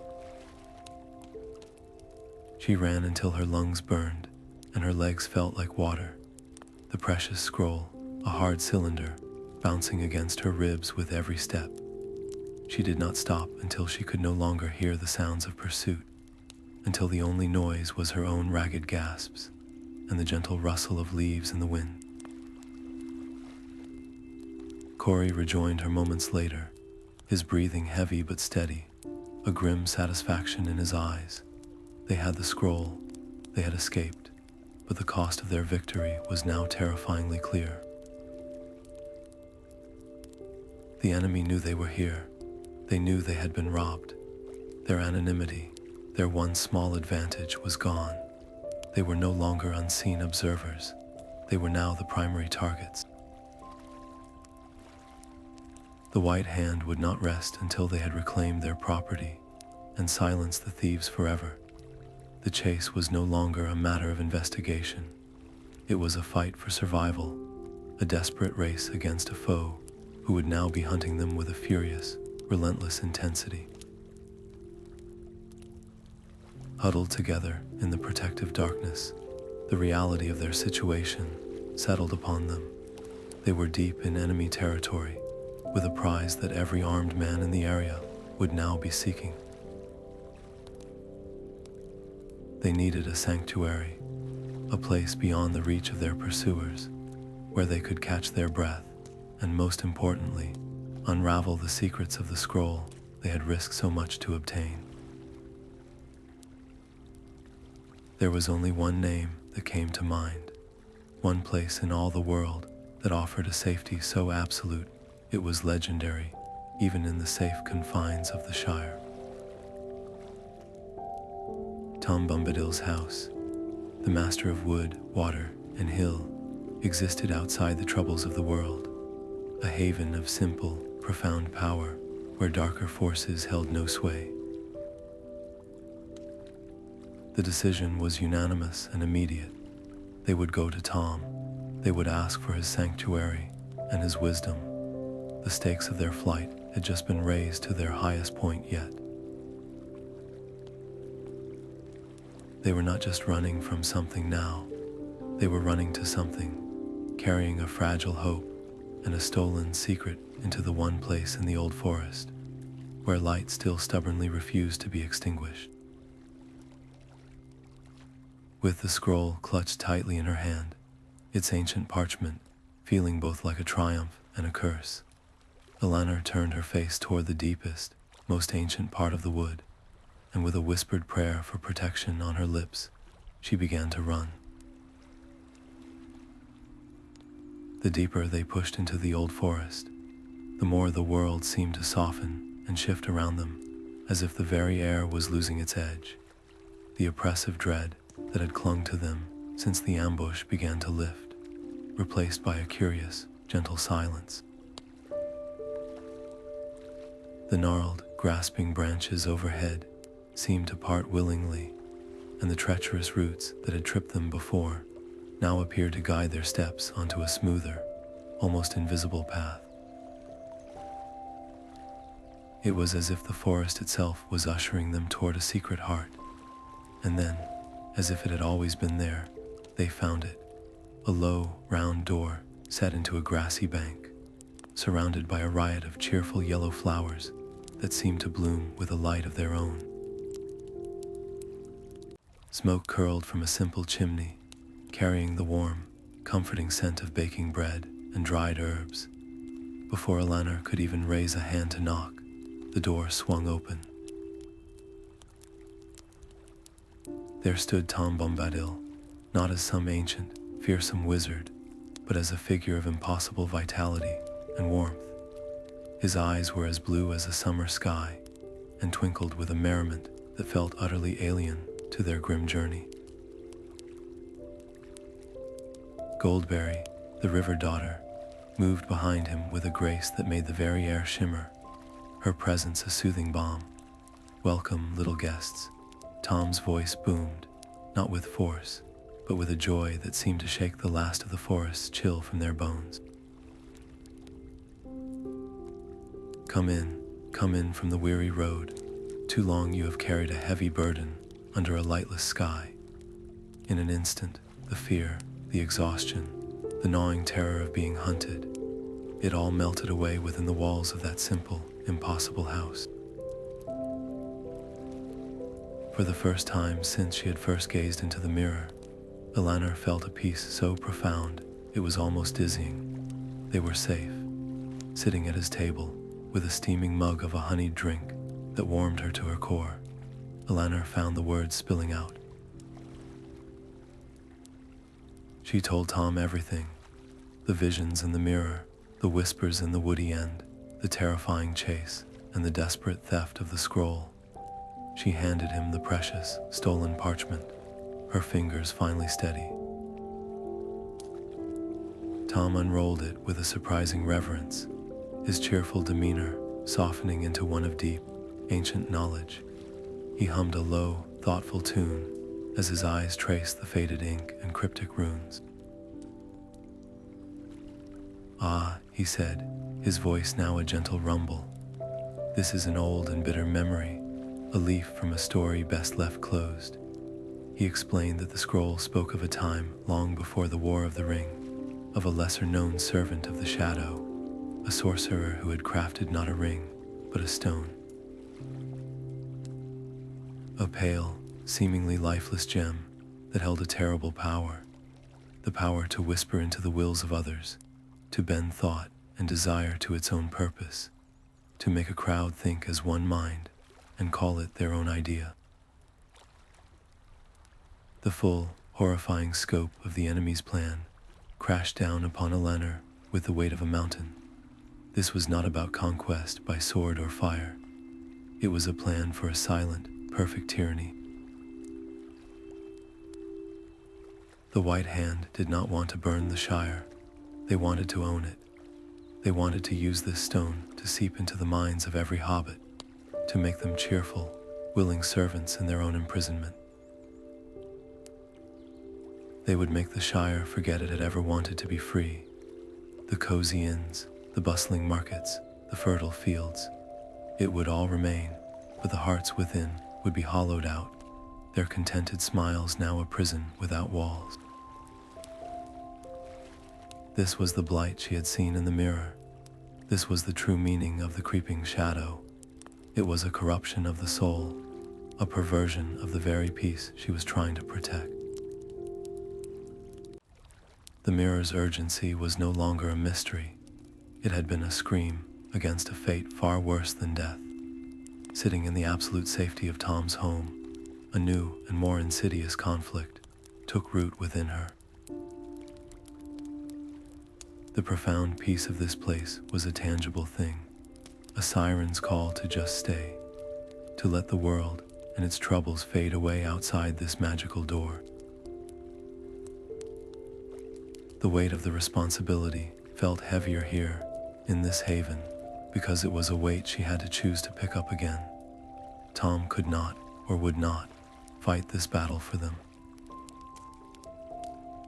His power was to protect this small island of light, not to sail out into the darkness. The task of defending the Shire, of confronting this evil, fell squarely on her shoulders and Corey's. The safety she felt was a gift, but it was also a test of her resolve. Her decision, when it came, was not made in a flash of bravery, but with a slow, steady certainty that settled deep into her bones.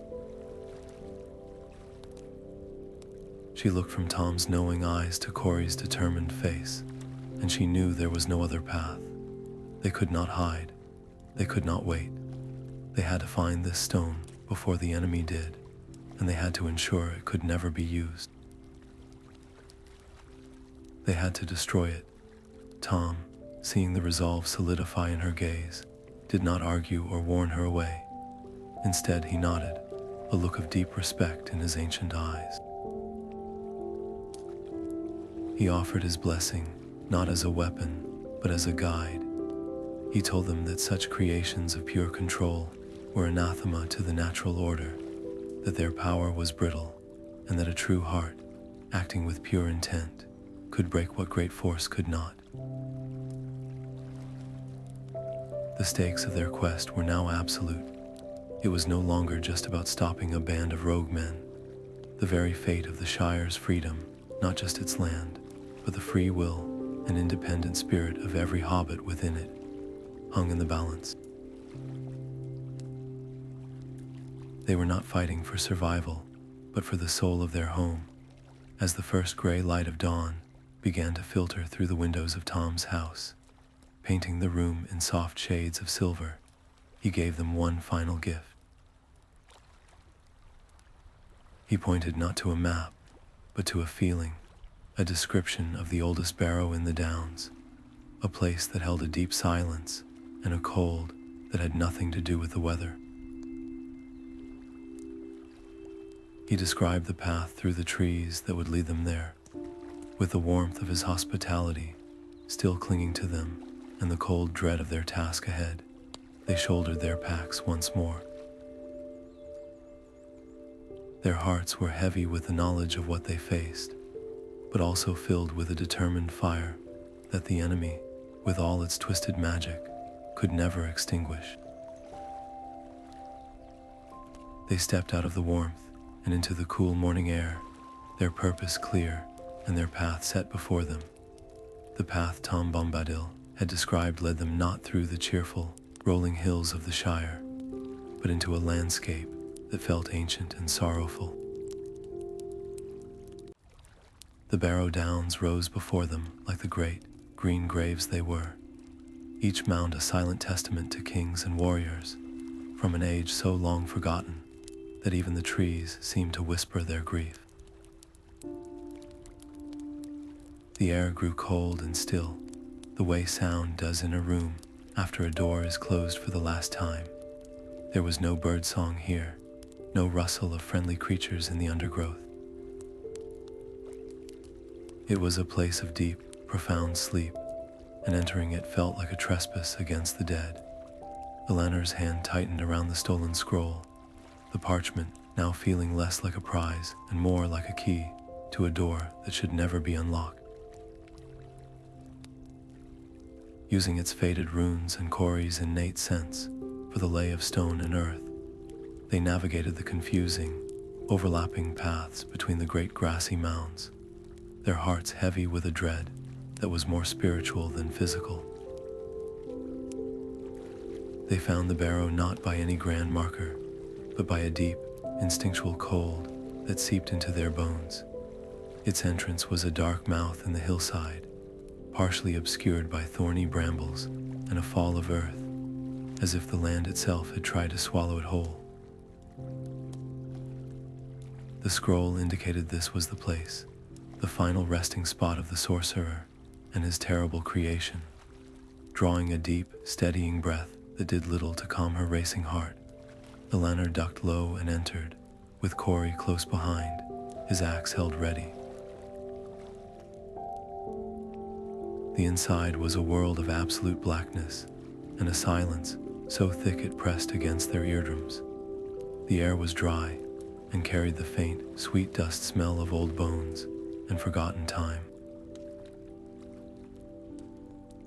As their eyes adjusted to the gloom, they saw they were in a single, circular chamber, its walls lined with simple stone biers upon which lay the silent, skeletal forms of the barrow's other inhabitants, their arms folded over their chests in an eternal, peaceful rest. And there, on a simple stone pedestal, at the very center of the chamber, it lay. The stone was not what she had expected. It was no glittering jewel or monstrous skull. It was a pale, almost milky gem, about the size of a hobbit's fist, and it seemed to glow with a faint, sickly light of its own, as if it were a thing that had absorbed all the moonlight from 1,000 cold nights.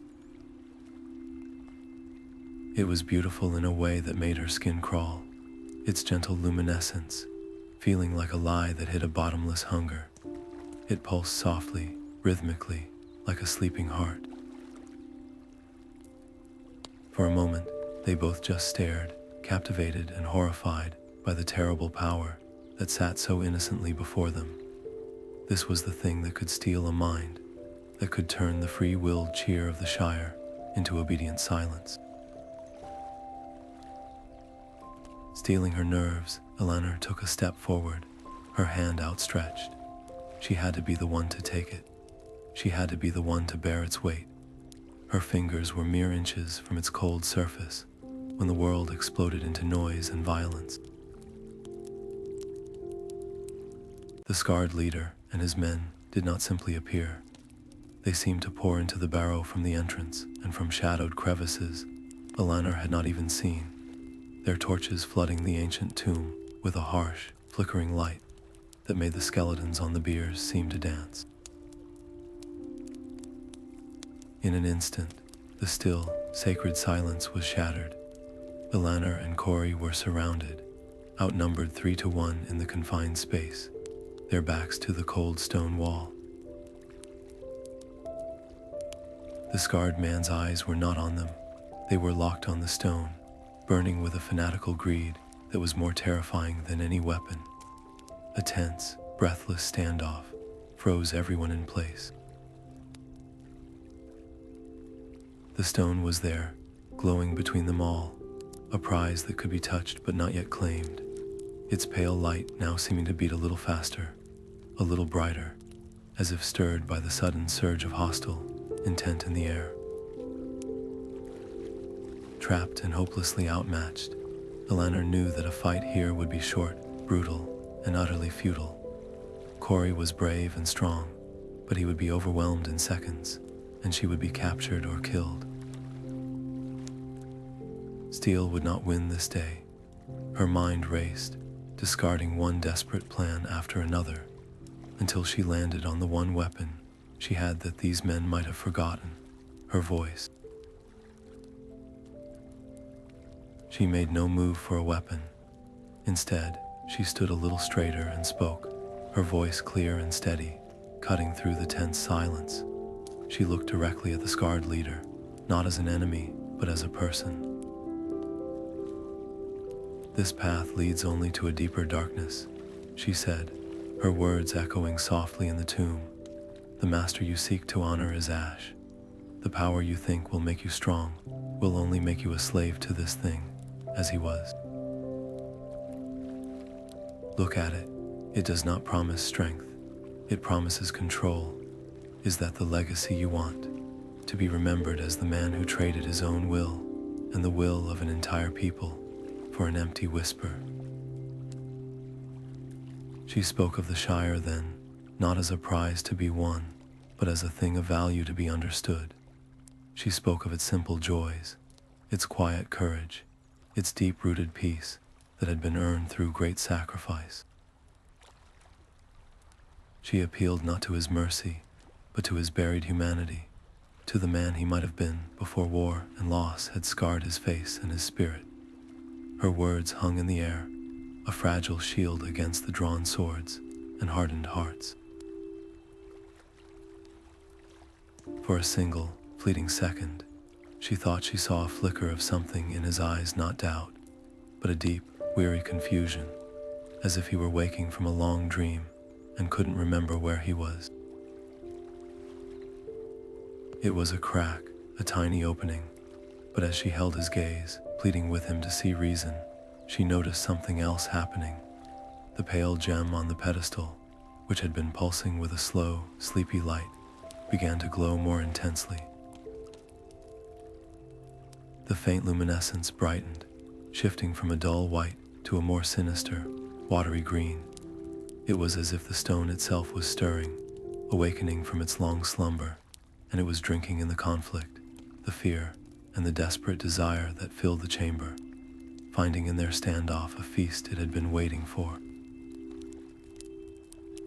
The fragile moment of truce, built on the thin ice of Eleanor's words, shattered into 1,000 pieces as a new voice filled the barrow.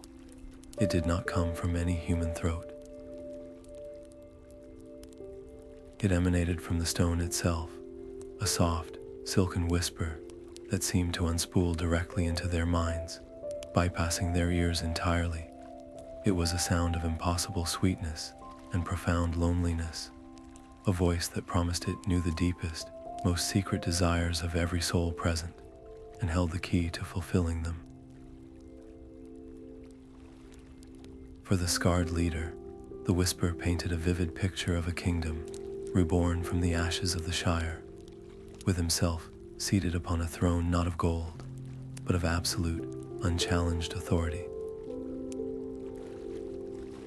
He would no longer be a forgotten captain of a broken cause. He would be a king, his every word law, his every whim a command that thousands would rush to obey with joyful hearts. The doubt that had flickered in his eyes was smothered by this intoxicating vision, and his hand, which had been resting on his sword, now twitched toward the glowing gem, his face a mask of naked, hungry yearning. For Elanor, the voice took a different, more insidious form. It did not whisper of crowns or armies. It spoke of safety. It promised a Shire forever green and peaceful, where no shadow would ever again fall across the threshold of Bag End, where her family would live in contented bliss, untouched by sorrow or fear, for 100 generations. All she had to do was take the stone. She wouldn't have to use its power for evil. The voice cooed. She could be its guardian, a benevolent watcher who would gently steer her people away from conflict and toward perpetual harmony. It was a vision of such profound peace that it made her heart ache with want. For a terrifying second, the temptation was overwhelming to never feel afraid again. To guarantee the safety of everyone she loved, it was everything she had been fighting for, offered to her on a platter. But then another voice rose within her, a voice built on stories told by the fire, on the weary but wise lessons of her father. She remembered his tales of the ring, not as a grand weapon of war, but as a lyre. It promised power, but it delivered slavery.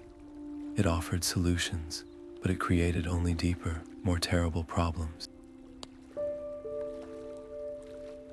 This stone was no different. The peace it promised was a gilded cage, a harmony enforced by the silencing of all discordant, free will. The safety it offered, was the safety of a doll in a dollhouse, forever frozen in a pretty pose, but never truly alive. This realization cut through the stone's seductive whisper like a cold blade. She saw its promise for the poison it was. The stone could not be used.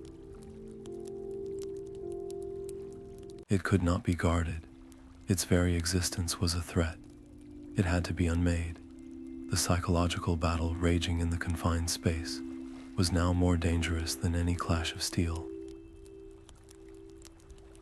The scarred leader was taking a halting step forward, his men watching him with a mixture of confusion and dawning avarice, as they too began to hear whispers of wealth and glory meant just for them. Elanor could feel the stone's influence spreading like a fever, seeking to cloud her own mind again, to find another angle of attack. The fear was no longer that they would be cut down.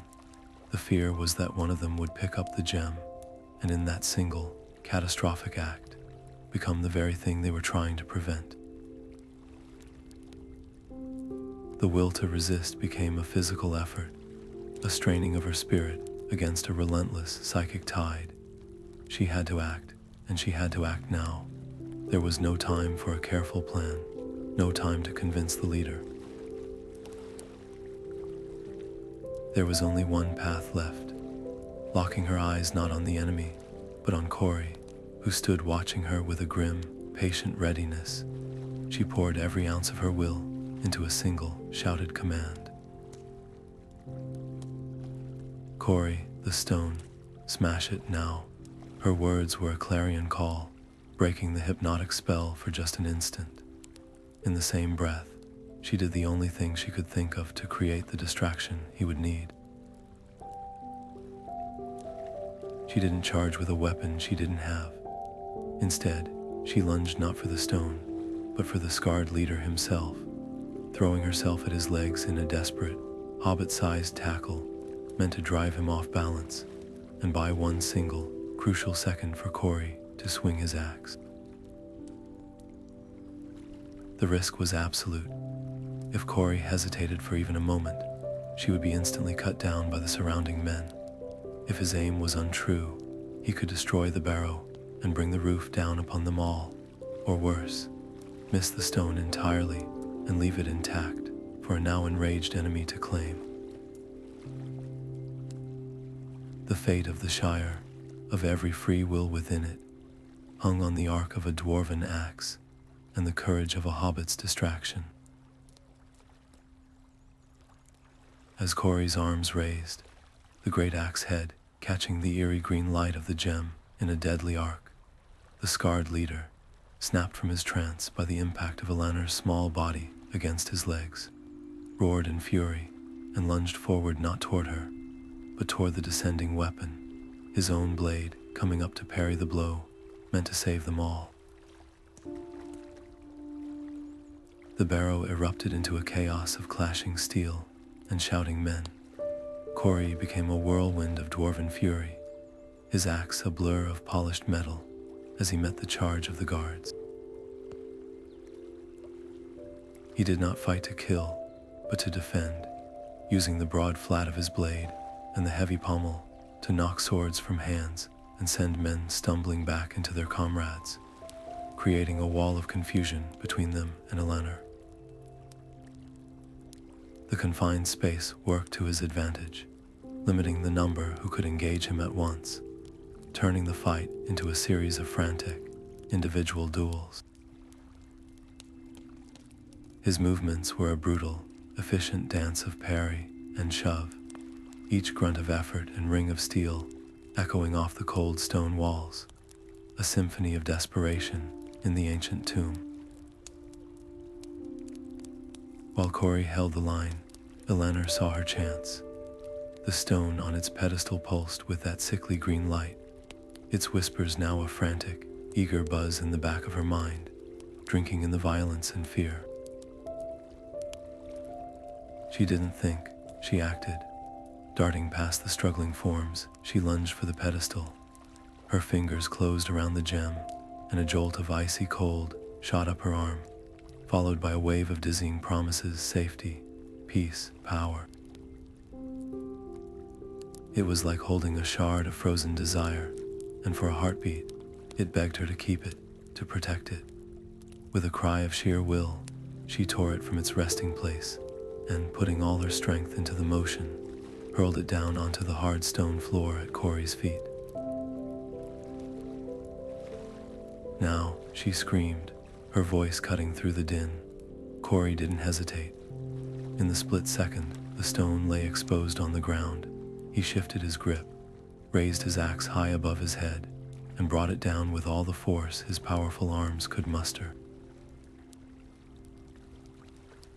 There was no mighty clang of metal on stone, but a sound unlike any other, a high, crystalline shriek that seemed to come from the air itself, followed by a deafening pop of released pressure. The pale gem did not just break, it disintegrated into 1,000 fragments of dull, gray dust, and from that dust erupted a silent wave of pure force, a shockwave of nullified energy that threw everyone in the chamber from their feet. Swords clattered to the ground, men were slammed against the walls, and for a moment, the only sound was the ringing in their ears and the soft patter of powdered stone settling. The oppressive, whispering presence that had filled the barrow was simply gone. The air, once thick with malice and temptation, felt clean and still for the first time, just cold, ancient air. As Elanor pushed herself up from the ground, her eyes found the enemy leader. He was also rising, but slowly, unsteadily. He looked down at his empty hands, then around at his men who were groaning and shaking their heads in confusion. The fanatical fire in his eyes had been completely extinguished, replaced by a hollow, dazed bewilderment. He looked like a man waking from a long, feverish nightmare, struggling to remember where he was and how he had gotten there. The driving purpose that had consumed him for years had been severed as cleanly as if it were a string, leaving him anchorless and lost. The immediate, magical threat was utterly neutralized, its terrible purpose broken along with its physical form. In the sudden, profound stillness, a new and more delicate conflict began. The barrow was secure, the stone was destroyed, but the men were still there, disarmed and disoriented, but not necessarily defeated.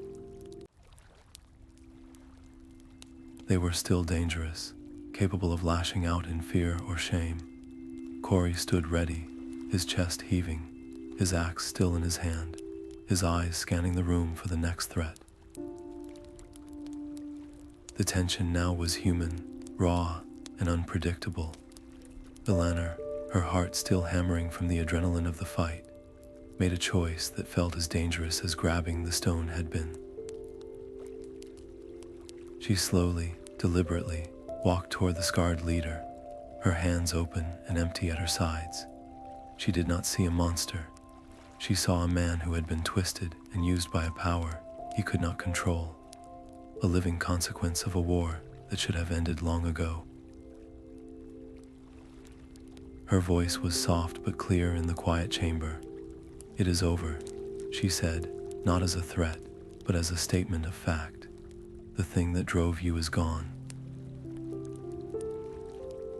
There is no legacy here to claim, only dust. Take your men and leave these lands. Go north, find a new life far from old hatreds and buried curses. The Shire wants no war with you. It only wants peace." She was offering him a path away from the cliff edge, a chance to redefine his story not as a villain, but as a survivor. This act of compassion, offered to a defeated enemy who had moments before been willing to destroy her home, was a tremendous gamble. It could be the moment that truly ended the conflict, that sent these lost men away to become farmers or traders, their threat forever dissolved. Or it could be a fatal misstep, a moment of mercy met with a hidden dagger of betrayal. proving that some hatreds run too deep to be washed away by reason or grace. The leader looked at her, really looked at her, perhaps for the first time. He saw not an enemy, but a young hobbit who had shown more courage and clarity than he had ever possessed. The confusion in his eyes slowly gave way to a weary, shame-filled acceptance. He nodded slowly, a gesture of defeat that was also one of gratitude. He opened his mouth, perhaps to speak, to thank her or to curse her, but the words were never uttered. From outside the barrow, faint at first but growing rapidly louder, came the unmistakable sound of hoofbeats, many of them, moving fast and heading directly toward them. The sound cut through the fragile peace of the moment, a stark reminder that their struggle might not be over and that new players were about to arrive on the scene. The thunder of hooves grew from a distant rumble to a earth-shaking crescendo, and before Elanor could even process whether this was salvation or a new calamity, a company of riders swept into the clearing before the barrow's entrance. They were not men. They moved with a grace that seemed to bend the very air around them, their armor gleaming like silver under the sun, their faces ageless and filled with a solemn light. At their head rode two figures so alike they could have been reflections of one another, their eyes holding the keen sharpness of hawks and the deep wisdom of ancient seas. Elanor knew them instantly from her father's most wondrous tales, Eladin and Elrohir, the sons of Elrond. The elder of the two, Eladin, dismounted with a fluid motion and approached, his hand raised in a gesture of peace that immediately calmed the frantic beating of Elanor's heart. His voice, when he spoke, was like the sound of a clear, cool stream flowing over smooth stones. "Be at ease, Elanor Gardner of the Shire," he said, and the fact that he knew her name sent a shiver of awe through her. "Your message found its way to Rivendell. We have been watching the same shadows gathering in the waters of seeing, and we came with all the speed we could muster." He explained that the Mirror of Galadriel was not a singular artifact, but one of many such pools of wisdom and foresight scattered across the world, and that a network of watchers, elves, dwarves, and the dwindling number of Dunedain, had all felt the same unease, seen the same white hand reaching out from the past. They had not been idle, they had been gathering their strength, waiting for the threat to reveal itself fully. Her courageous act of reaching out had been the final thread that connected all their separate worries into a single, clear picture. The consequences of their arrival were immediate and profound. The tense, fragile standoff with the defeated men evaporated under the calm, unquestionable authority of the elves. The scarred leader and his followers, still dazed and broken from the stone's destruction, offered no resistance as the elves gently but firmly disarmed them and bound their hands with soft cords that seemed woven from twilight itself. Elrohir spoke to the men not as prisoners, but as lost kin, his tone offering not punishment, but a startling chance for redemption. "The North holds many forgotten corners where new things may be built," he said. "You served a shadow that has long passed from this world. It is time to learn how to serve the light, to heal the lands you once sought to dominate. This is not captivity. It is an invitation to remember your own humanity." As Elanor watched the elves efficiently secure the scene, a powerful mixture of emotions washed over her. There was a staggering relief, so potent it made her knees feel weak. The Shire was safe. The immediate, terrifying threat was truly over, but intertwined with that relief was a dizzying sense of awe. Her small, private fear, born in a quiet glade in the Shire, had somehow rippled out across hundreds of leagues, touching the hearts of elves in their hidden valley and compelling them to ride to her aid. The world, which had always felt so large and distant, beyond the borders of the four farthings, suddenly felt intimately interconnected, a vast tapestry where a single thread pulled in the Shire could tighten a stitch in Rivendell.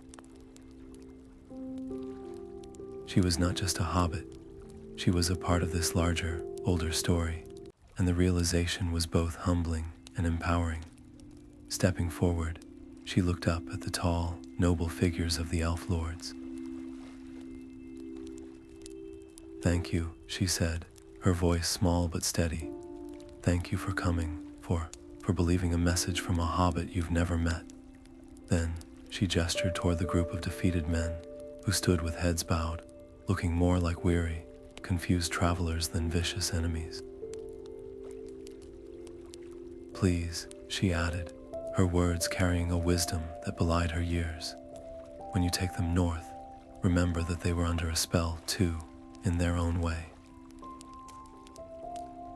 The stone preyed on their desires. Ensure they are given a true chance to change, not just a new place to be prisoners."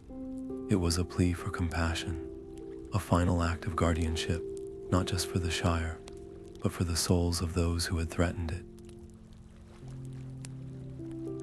With the men secured and mounted behind the elves, Eladin and Elrohir prepared to depart. The larger threat, the shadow of Saruman's lingering legacy, had been definitively ended. The artifact was dust, its seekers were in custody, and the network of watchers was now alert to this particular strand of darkness.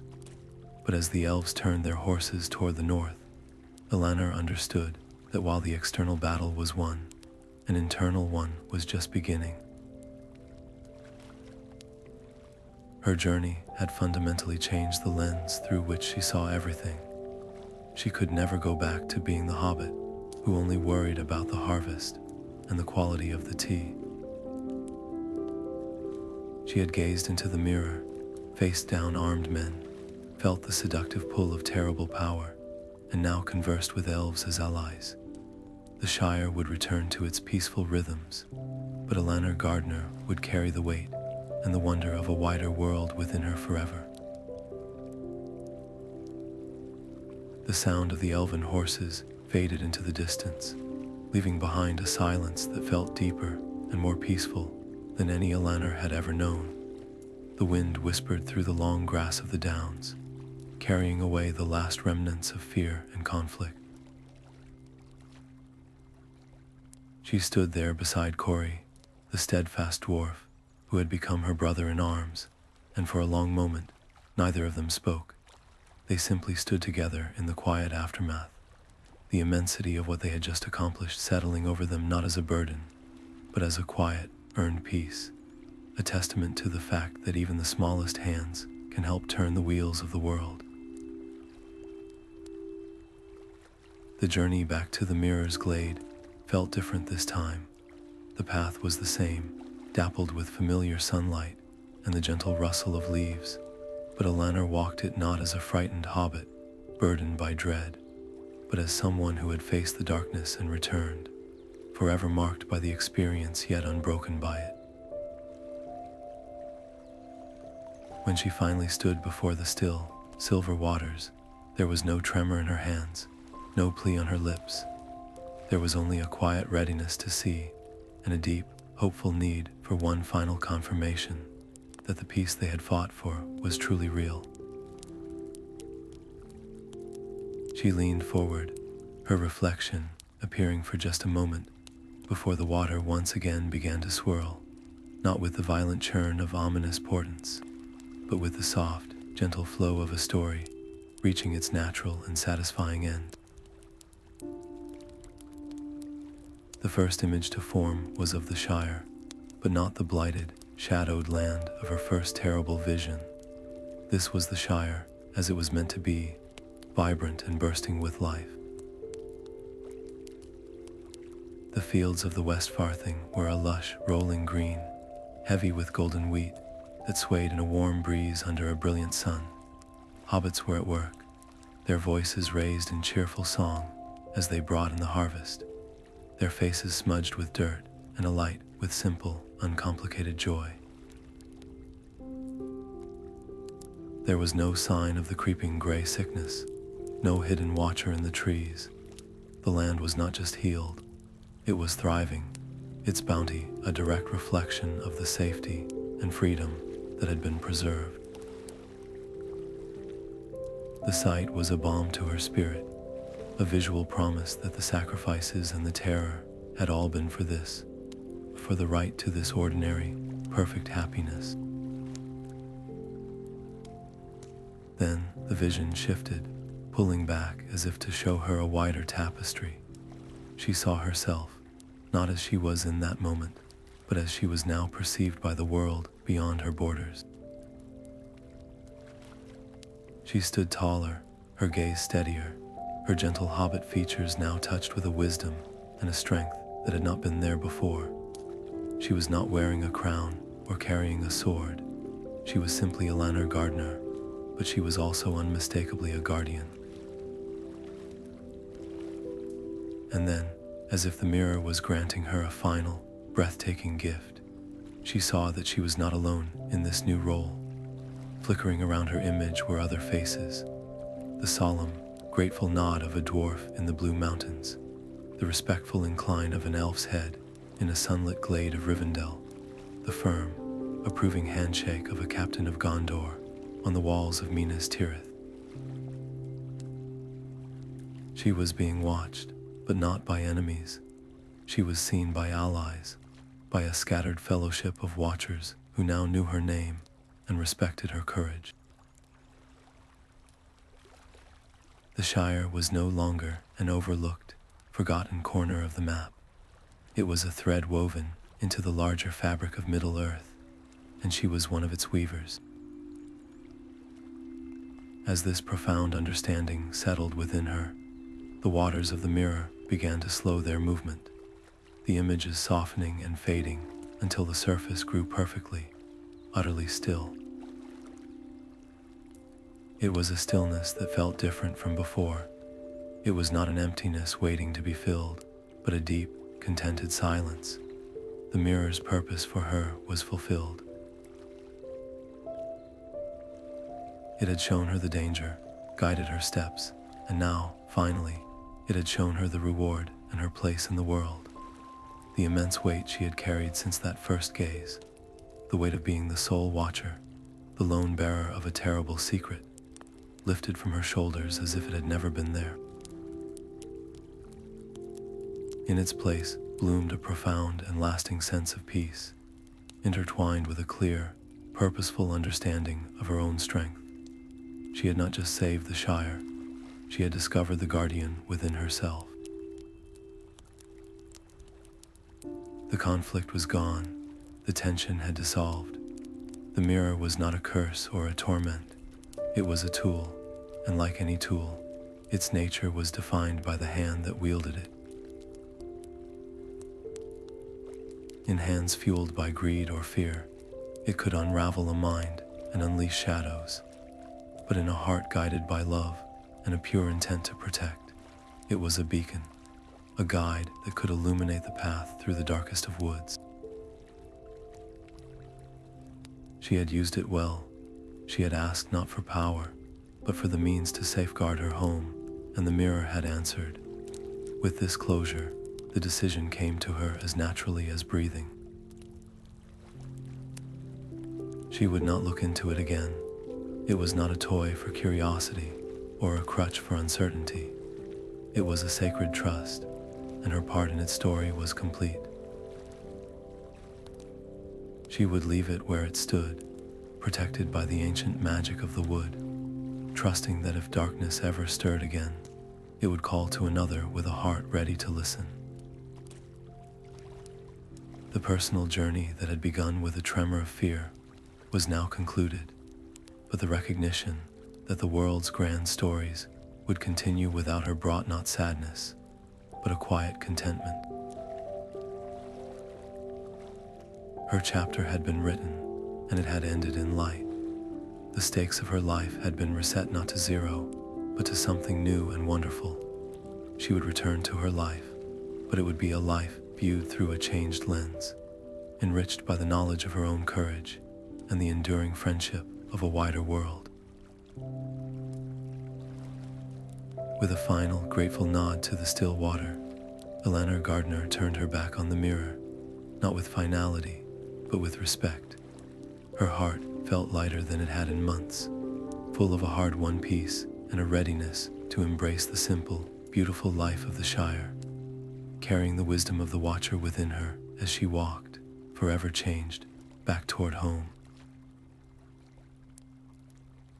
The sight of the familiar green lane leading into Hobbiton was enough to make Elanor's breath catch in her throat, a mixture of profound relief and a strange new nervousness fluttering in her chest. The journey from the Barrow-downs had felt both endless and instantaneous, a blur of weary feet and a mind replaying every moment of her adventure. But here, everything was exactly as she had left it. The smoke curled from chimneys in a lazy, peaceful dance. The gardens were a riot of well-tended color, and the air itself smelled of baking bread and rich earth. It was a portrait of perfect contentment, a world that had continued, blissfully unaware of how close it had come to a very different fate. As she walked up the path to Bag End, the round green door flew open before she could even reach for the handle. There stood her mother, Rose, her hands covered in flour and her face, a canvas of worry that instantly melted into tearful joy. Behind her, her father, Samwise, appeared, his pipe nearly dropping from his mouth in surprise before a wide, warm smile broke across his features. In moments, she was enveloped in an embrace that felt like the very essence of home, a solid, real, and loving thing that finally quieted the last tremors of fear in her soul. The questions came in a loving, frantic torrent. Where had she been? Was she hurt? Why had she left so suddenly? They had been sick with worry, imagining every terrible possibility. The warmth of the hearth and the familiar, comforting clutter of their home wrapped around her, a stark and beautiful contrast to the cold stones of Fornost and the whispering darkness of the Barrow. That evening, after a meal that tasted better than any feast, she knew she had to tell them. She could not, and would not, lie about where she had been or why. But she was wise in her telling, sitting by the fire, with her father listening intently, and her mother holding her hand tightly. She did not speak of the paralyzing terror of the ambush, or the soul-corrupting whisper of the stone. Instead, she spoke of the help she had received. She told them of Corey's unwavering bravery, of Tom Bombadil's safe harbor, of the timely arrival of the Elves from Rivendell. She framed her story not as a tale of a lone hero, but as a member of a fellowship, a small part in a larger, benevolent network that had risen to protect their home. She spoke of vigilance, not as a call to fear, but as a quiet, watchful love for the Shire and all it represented. She explained that the world beyond their borders was not inherently evil, but it was vast and complex, and that their peace was precious precisely because it needed to be consciously cherished and protected. Word, as it always does in the Shire, began to spread, not through loud proclamations, but through hushed conversations over garden fences and thoughtful pauses in conversations at the ivy bush. Other hobbits, initially curious about her sudden departure and return, began to listen to the threads of her story with a new kind of wonder. They did not see her as a hero in the grand, uncomfortable way. They remembered the tales of Frodo Baggins, a figure too large for Hobbiton, destined for sadness. They saw her as one of their own, a sensible Gardner lass who had seen a danger and done what was needed. She was honored not with parades or titles, but with a deeper, more profound respect. She became a guardian in their eyes, a quiet watchwoman whose strength lay in her love for home, not in a thirst for adventure. Some of the older hobbits, those who remembered the troubles after the war, nodded grimly and began to pay a bit more attention to the comings and goings on the East Road. The younger ones looked at the borders of the Shire with a new curiosity, seeing not just the end of the world, but the beginning of a larger one that was worth understanding. Eleanor's greatest fear had been that her story would so panic, that it would shatter the innocent bliss that made the Shire so special. But to her surprise and immense relief, the opposite happened. Instead of fear, she inspired a gentle, quiet strength. The Shire's innocence was not lost, it was tempered. It was no longer the naive innocence of a child who does not know danger exists, but the wiser, more resilient innocence of a child who knows it is safe because it is loved and protected. The people did not bar their doors or look upon strangers with hostility. They simply became more aware, more connected to each other and to the land they called home. They understood that their peace was not an accident, but a legacy that required mindful guardianship. This realization settled upon Elanor with the clarity of a sunrise after a long night. Her journey was not over, it had simply changed its shape. She would not be sailing into the west or becoming a ranger of the wild. Her duty, her calling, was right here. She resolved to continue in her own way, the way of a hobbit. She would keep writing in her journal, but now it would be more than a record of flowers. It would be a chronicle, a preservation of the stories, both the old tales of her father's adventures and the new, quieter stories of watchfulness and community. She would watch over the Shire not with a sword, but with a keen eye and a ready heart, ensuring that the knowledge she had gained would not be lost, that the threads connecting them to the wider world would remain strong for generations to come. The next morning, as the first golden light of dawn touched the dewdrops on the petals of her sunflowers, Elanor was in her garden. The cool, damp soil felt familiar and grounding under her fingers as she carefully tended to the plants, weeding and watering with a practiced, loving hand. This simple, ordinary act felt more meaningful than ever before. This was what she had fought for. This right here, the smell of the earth, the promise of growth, the quiet rhythm of a life lived in peace. She had played her part, not to become grand or important, but to protect the simple, beautiful right to be ordinary. A deep, solid contentment filled her, a feeling not of excitement, but of perfect, hard-won peace. She had ventured into the world of epic tales and had returned, not broken by it, but strengthened, and with a renewed, ferocious love for the small, green, wonderful corner of the world she was blessed to call home.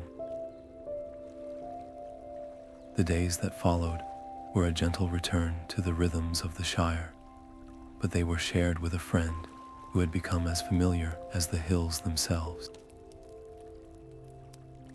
Corey's presence in Hobbiton was a quiet wonder to the locals, who watched the sturdy dwarf with polite curiosity as he helped Elanor in the garden, his broad hands surprisingly deft with the delicate plants, and shared long evenings with Samwise by the fire, exchanging tales of the Blue Mountains and the Shire that slowly wove their two worlds together.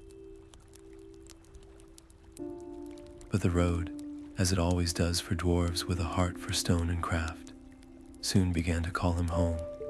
The morning of his departure arrived with a soft, golden light, and the air was filled with the sweet, heavy scent of late-blooming honeysuckle, a fragrance that would forever after remind Elanor of this moment. They stood together at the very edge of the East Road, the point where the well-trod path of the Shire gave way to the wider, wilder world. Corey turned to her, his usual cheerful grin softened into a look of profound respect. From a small, intricately tooled leather pouch at his belt, he produced his parting gift. It was a locket, no larger than a walnut, forged from a strange, dark metal that seemed to drink the sunlight and yet still gleam with a deep, inner fire. It was cool to the touch and surprisingly light. On its surface was etched not a dwarf rune or a warrior's symbol, but a perfect, delicate rendering of a sunflower in full bloom, its face turned toward a single, 7-pointed star. "A small thing," he said, his voice a low, gravelly rumble that held more emotion than she had ever heard in it. "But the metal is true dwarvish steel from the deepest mines of the Blue Mountains. It will not tarnish, nor will it break. Keep it close, Elanor Gardner, as a sign. My kin and I will not forget the courage of the Shire folk. Should you ever have need, or your children, or your children's children, you have only to send word." The dwarves will answer, "You have our oath." The weight of the promise, the forging of this unbreakable bond between her peaceful, green land and his mighty, stone-hearted people, was a consequence that would echo through the ages. This was no mere friendly sentiment. It was a diplomatic pact, a lasting alliance sealed not in a grand hall with treaties, but on a dusty road with a token of true friendship. The peace of the Shire, so recently threatened, was now underwritten by the strength of an entire mountain kingdom, its safety woven into the very fabric of the wider world in a way it had never been before. The thought was both staggering and deeply comforting. Saying goodbye, however, brought a tightness to her throat that was difficult to swallow. The journey they had shared, with its shared fears and hard-won triumphs, had created a bond that felt as solid and enduring as the locket in her hand.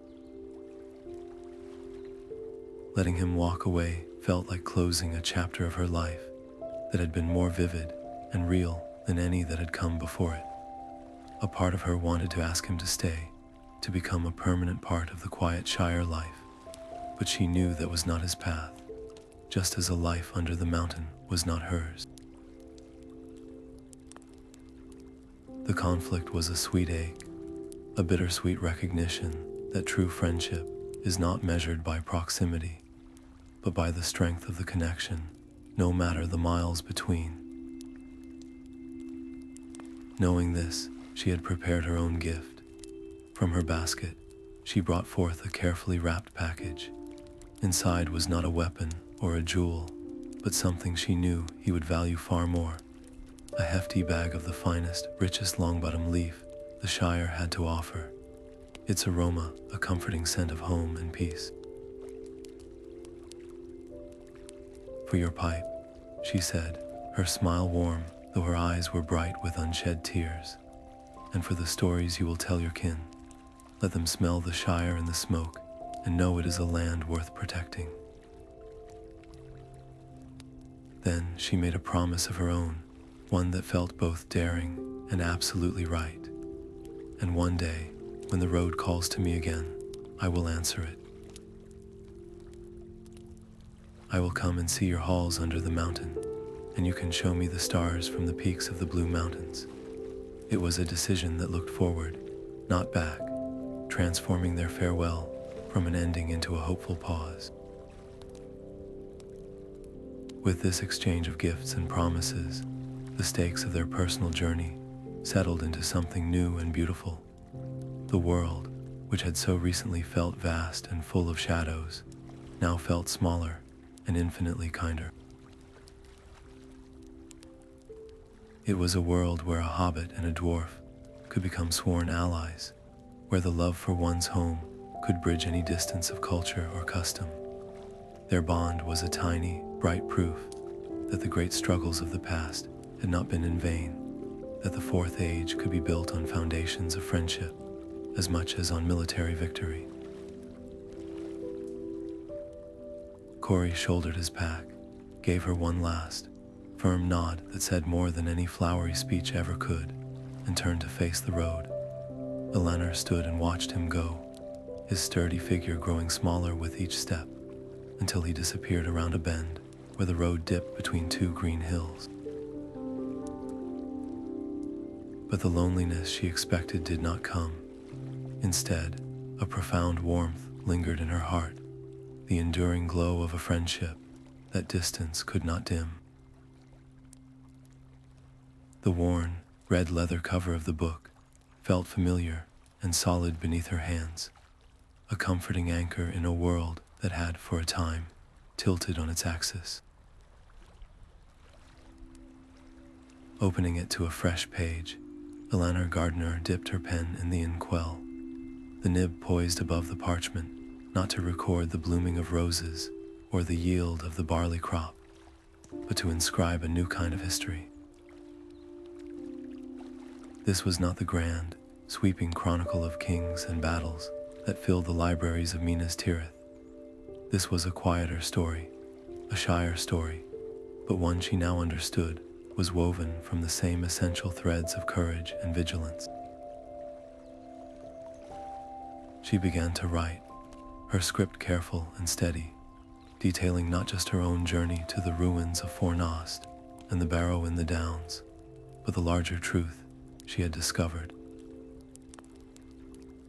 She wrote of the other watchers, the elf lord in his sun-dappled glade, the dwarf queen in her mountain hall, the captain of Gondor by his fountain, all gazing into their own pools of water, all sharing the same silent burden of seeing the shadows that others missed. Her chapter became a testament to a hidden fellowship, a network of guardians who prove that peace is not merely the absence of war, but the active, watchful presence of those who care enough to look. In doing so, her private adventure became a vital part of the Shire's own hidden history, a secret lineage of strength that ran parallel to the more public tales of market days and great birthdays. This was not a history of glorious feats that would be shouted from the Green Dragon's porch, but a subtle, powerful testament to the fact that extraordinary courage can reside within the most ordinary of folk. The true defense of their way of life was not found in walls or weapons, but in the unwavering compassion of a hobbit who dared to ask difficult questions, and the steadfast loyalty of friends found in unexpected places. This record, carefully entered into the same book that held her father's account of the War of the Ring, created a continuous thread, binding one generation's struggle for freedom to the next generation's duty to protect it. This act of creation, however, brought with it a quiet, personal conflict that Elanor turned over in her mind each evening. There was a part of her, a very hobbit-like part, that craved the simple privacy of life before the mirror. To share this story widely felt like an invitation to anxiety, a potential disruption of the very peace she wanted to preserve. Could the Shire truly remain innocent if it was forced to constantly acknowledge the darkness that might linger at its edges?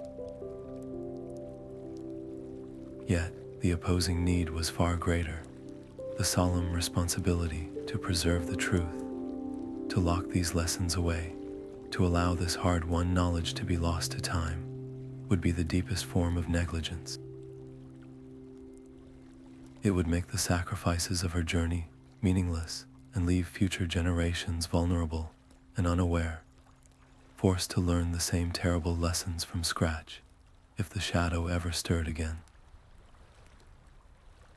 After much thoughtful consideration, walking the familiar paths of the party field, as she weighed her options, she found her answer.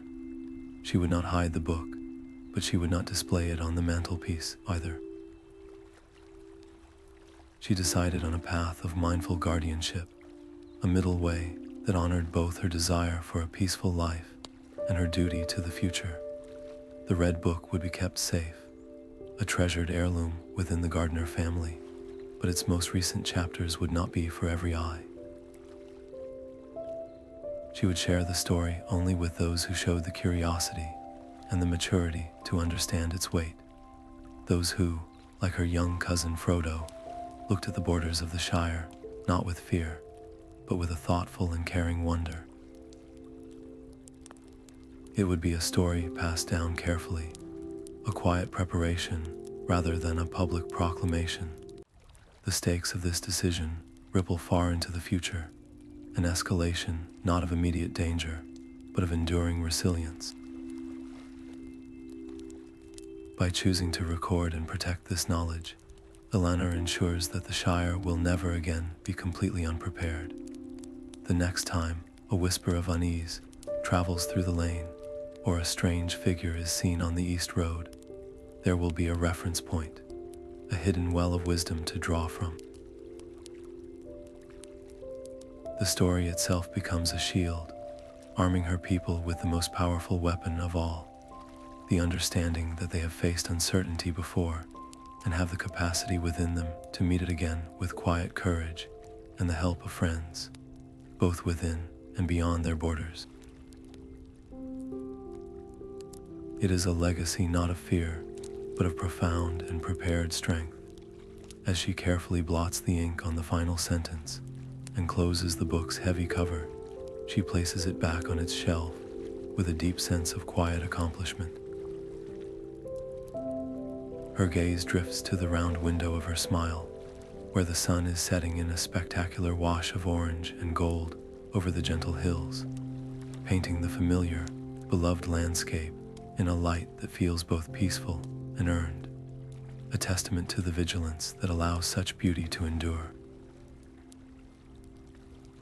The gentle art of watching, Elanor had come to understand, was not about waiting for disaster to strike, but about nurturing a deep and abiding love for the ordinary. It was this philosophy she sought to share not through grand lectures, but through the simple, shared moments of a Shire afternoon.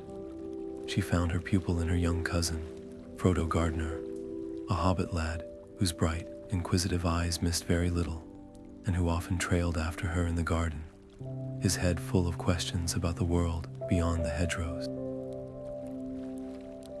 One such afternoon, as they sat shelling peas on the bench outside Bag End, she decided the time was right to let him in on the greatest secret the Shire ever kept, the secret of its own protection. She began not with tales of terror or magic mirrors, but with a lesson in observation. "Look there," she said softly, nodding toward the lane where old Hamfast Greenhand was slowly making his way to the market. "What do you see?" Young Frodo, expecting a test, simply described the hobbit and his cart, but Elanor gently guided him deeper. "Notice how he pauses to check the blossom on the apple tree by the miller's gate. He's done that every spring for 60 years. That is his watch. And see how Widow Rumble's curtains are parted just so. She sees everyone who comes and goes from the water, and she notes it all without ever leaving her knitting. This, my dear Frodo, is how the Shire truly watches itself. It is 1,000 tiny, caring gestures woven together into a great, invisible cloak of safety." She was teaching him that vigilance was not a chore for a chosen few, but a quiet, collective responsibility shouldered by everyone, a network of care so seamless it was mistaken for simple neighborliness. It was only after this foundation was laid that she led him to the secluded glade where the mirror stood. Her heart was a tumult of conflicting emotions as they approached. A part of her, the part that remembered the chilling weight of the visions it had shown her, felt a sharp pang of guilt. Was she right to introduce this profound burden to one so young? Was she gifting him knowledge or shackling him with a worry he was too young to carry?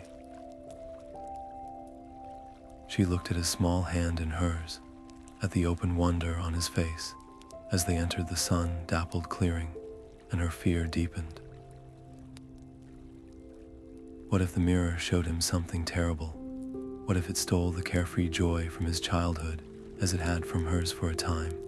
But when she saw his face reflected in the still, silver water, not afraid, but utterly captivated by the mystery of it, she saw a flicker of her own younger self. She saw not a child to be coddled, but a spirit with the same innate curiosity and courage that had driven her to seek answers when others preferred to look away. This was not a burden she was imposing. It was a calling she was acknowledging. The Shire's safety could not rely on a single guardian. It needed a lineage, a tradition that would endure long after she was gone. In Frodo's eager eyes, she saw the next link in that chain, and the weight of her responsibility shifted from one of protection to one of mentorship. And so, she made a silent vow to herself and to him. She would not forge him into a watcher. She would simply open the door and let him choose his own path through it. She would answer every question with patience, share her stories with honesty, but without unnecessary fright. And above all, she would teach him that the greatest strength a guardian could possess was the wisdom to know when to ask for help.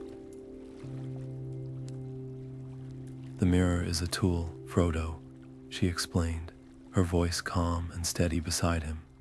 It shows things that are and things that may be, but its true power is not in showing the danger.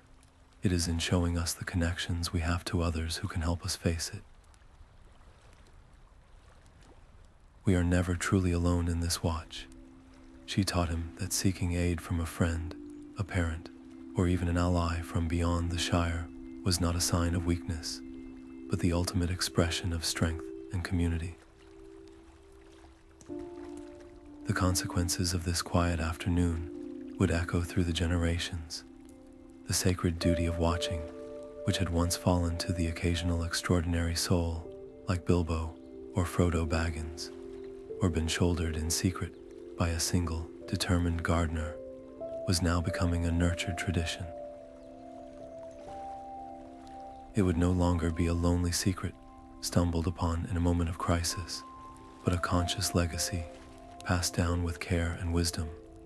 The future safety of the Shire was now entrusted to a new pair of hands, young hands, to be sure, but hands that were being guided with love and would one day guide others in turn.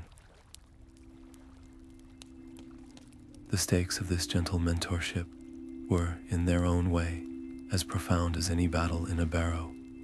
This was an investment in the enduring soul of the Shire. By ensuring the knowledge was preserved and passed on, Elanor was guaranteeing that her people would never again be completely vulnerable, never again so innocent that they could be blindsided by a shadow from the past. The cycle of guardianship was beginning anew, not with a shout of defiance, but with a quiet conversation between cousins, ensuring that the peace they all cherished would be protected by a continuous line of watchers who understood that true vigilance is born from love, not fear. As they turned to leave the glade, Frodo's hand slipped back into hers, not with trepidation, but with a new, thoughtful confidence. Walking back through her garden, where the sunflowers stood tall and the bees hummed a contented tune, Elanor felt the warm sun on her face and a profound, unshakable hope blossoming in her heart. The work was never truly finished, but it was in the best of hands.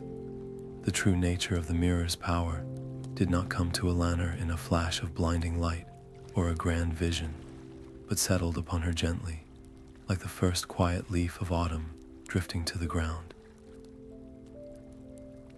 It happened not in the glade before the water, but in her own garden, as she knelt weeding a patch of late-blooming asters. Her mind was adrift, replaying the frantic moments in the barrow, the terrifying whispers of the stone, the steadfast face of Corey, and the solemn grace of the elves. And then, with the simple clarity of the noonday sun, she understood. The Mirror of Galadriel had never once shown her the future. That was its greatest secret and its most profound gift. It had no power of prophecy. Instead, it acted as a perfect, luminous conduit for the present, for the swirling, unspoken fears and the most fervent, hidden hopes of every single soul who dared to gaze into its depths. When she had seen the blight upon the West Farthing, she was not witnessing a destiny set in stone. She was seeing the collective, unconscious dread of every hobbit farmer who had ever lain awake, worrying about a late frost or a dry summer, magnified and given form by her own deep love for the land. The shadowy figure at the border was not a specific man waiting to attack, but the embodiment of the Shire's ancient, quiet anxiety about the big, unknown world beyond its hedges. And the sorrowful song that was the echo of a loss so old, the land itself still remembered it. The mirror took the hidden worries of the present moment and reflected them back, not to frighten, but to clarify.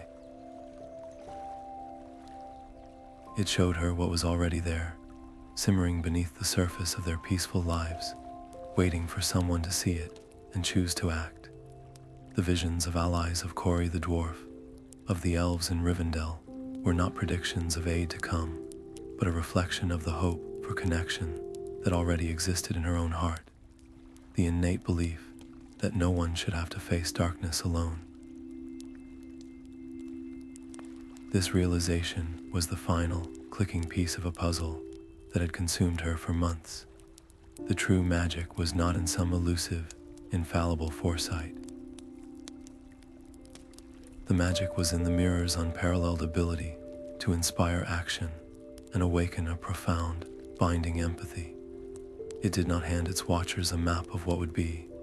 It handed them a mirror to their own souls, showing them the strength they already possessed and the compassion that could guide them to use it. It connected her to the worries of others across Middle-earth, not to overwhelm her, but to make her feel the shared weight of guardianship, to understand that courage is never a solitary endeavor. The waters did not create the danger or the hope. They simply made them visible, transforming silent, internal anxieties into a call to action that could no longer be ignored.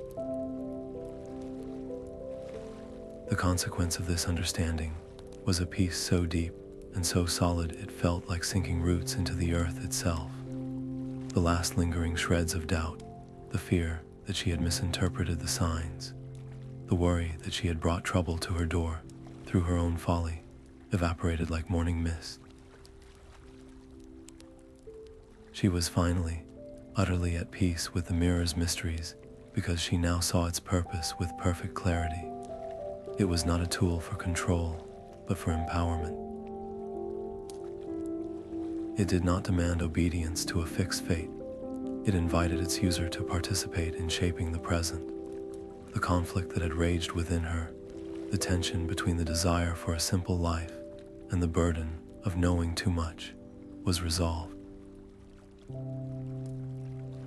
She felt a liberation that was more powerful than any fear, a freedom that came from truly comprehending the instrument she had been so awed by. With this newfound clarity, her approach to the mirror transformed completely. The decision formed in her mind, not as a rule, but as a natural conclusion. She would no longer visit it out of curiosity or a need for daily guidance. To do so would be to distrust the wisdom she had fought so hard to gain. She would treat it with the reverence it deserved, as one treats a trusted elder or a profound text, a resource for times of true, great need, when the path was utterly obscured and the heart could not find its way. She would trust her own judgment first, the wisdom earned through experience, the counsel of friends, and the simple, sturdy common sense of her hobbit nature. The mirror would become a last resort, not a first oracle. This resolution marked the final, peaceful escalation of her inner journey. The stakes were no longer about the fate of the Shire or the outcome of a battle. They were about the sovereignty of her own spirit.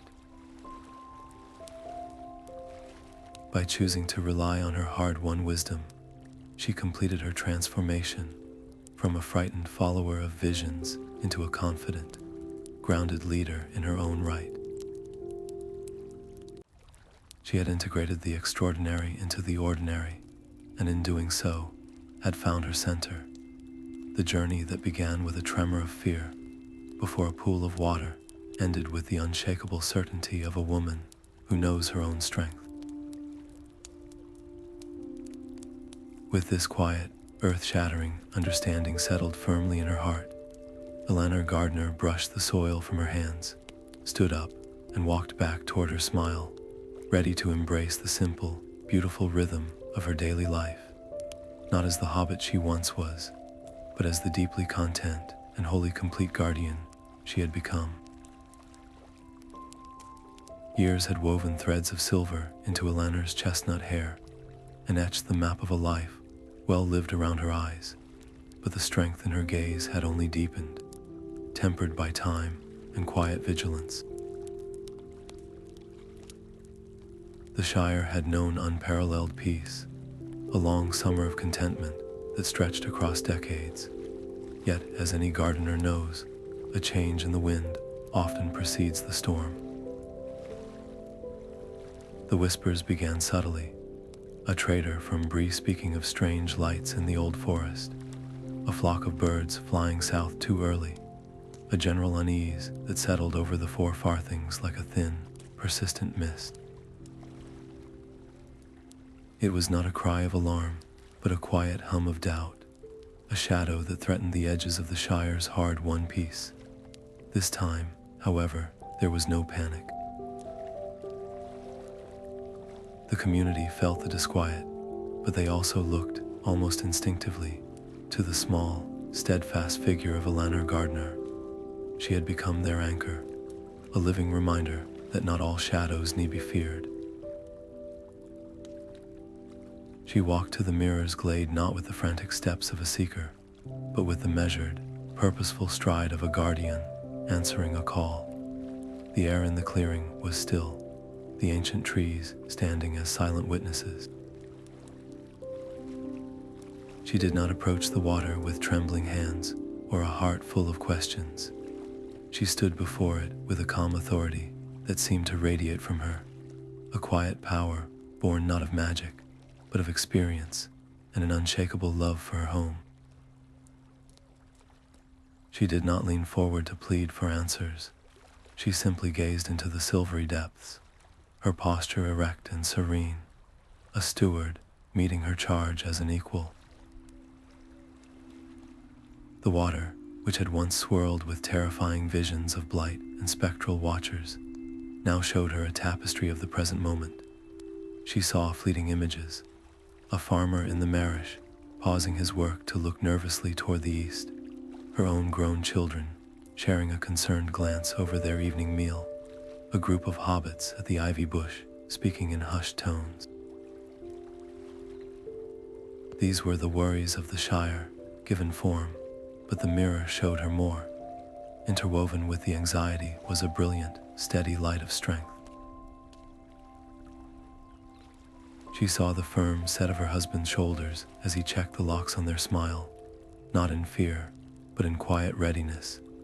She saw the determined glint in the eyes of the sheriffs, as they walked their rounds with renewed purpose.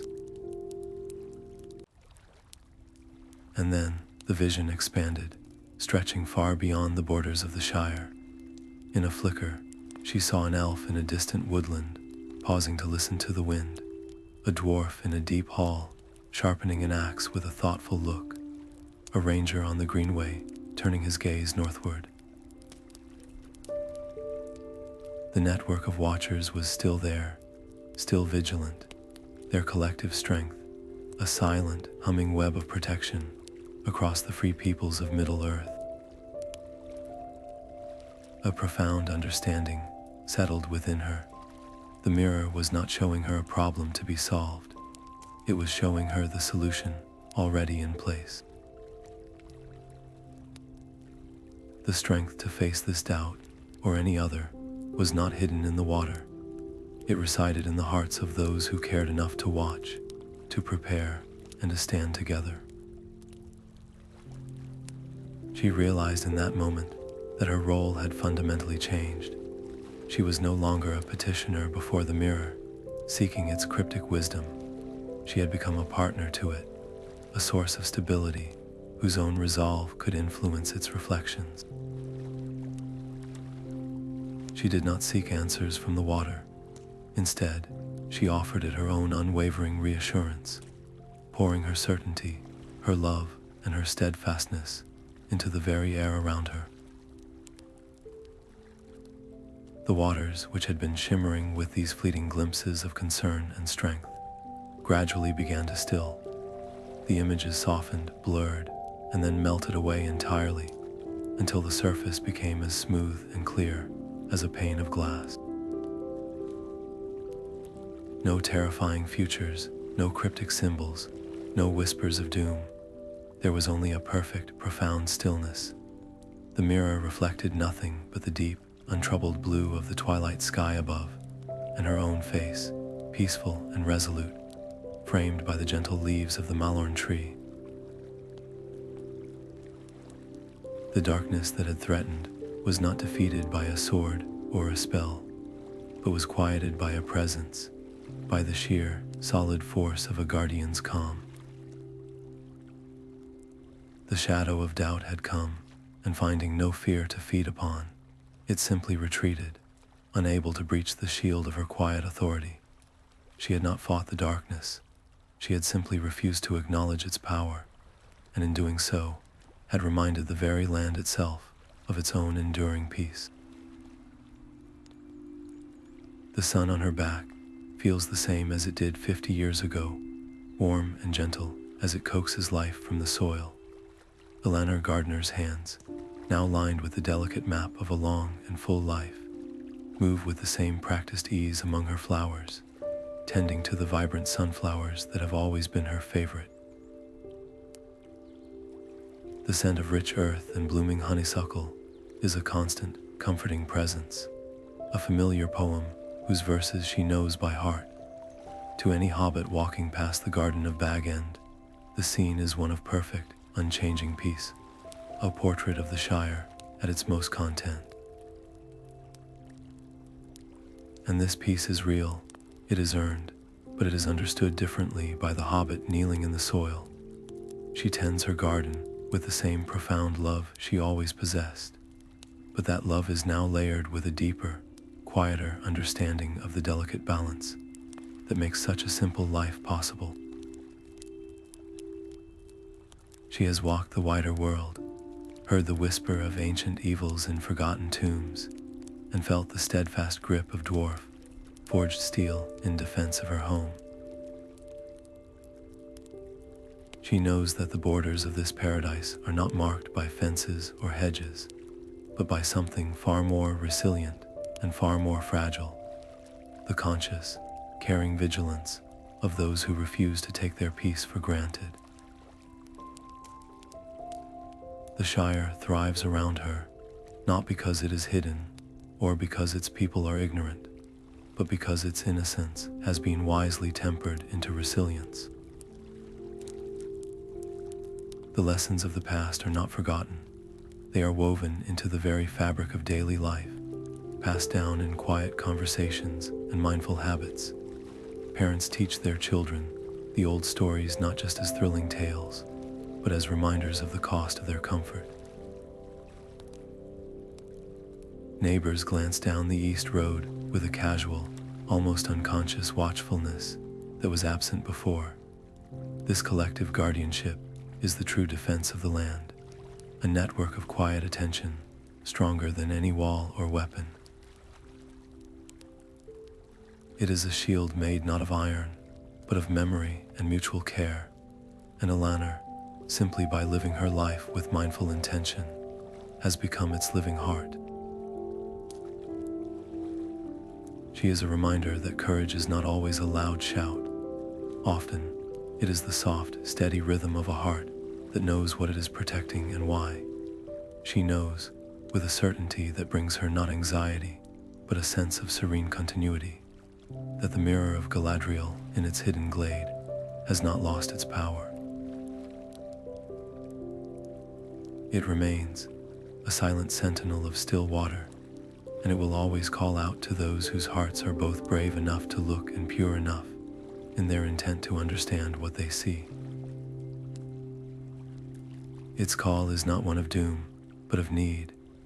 When the next shadow begins to stir at the edges of the world, another watcher will rise, perhaps a curious tween with a head full of questions, or a humble farmer who senses a blight upon the wind that others ignore. They will be drawn to the glade, their hands trembling just as hers once did, and they will find the strength they need not in the water itself, but in the reflection of their own love for their home. The legacy of vigilance is a chain without end, each new link forged in a moment of choice and courage. But for now, under the wide, generous sky, there is only the profound and deeply earned peace of a long afternoon. The only sounds are the buzz of contented bees, the distant laughter of children playing in the field, and the soft, satisfying crunch of a trowel moving through moist soil. This moment, this simple, perfect joy of home, is the true reward for every battle fought, both great and small. It is the quiet victory that makes every risk worthwhile.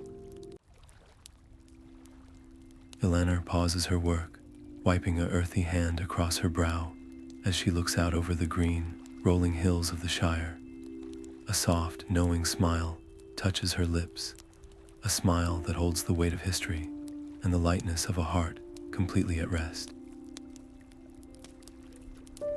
The work of watching continues, but for this season, for this day, it is a gentle task.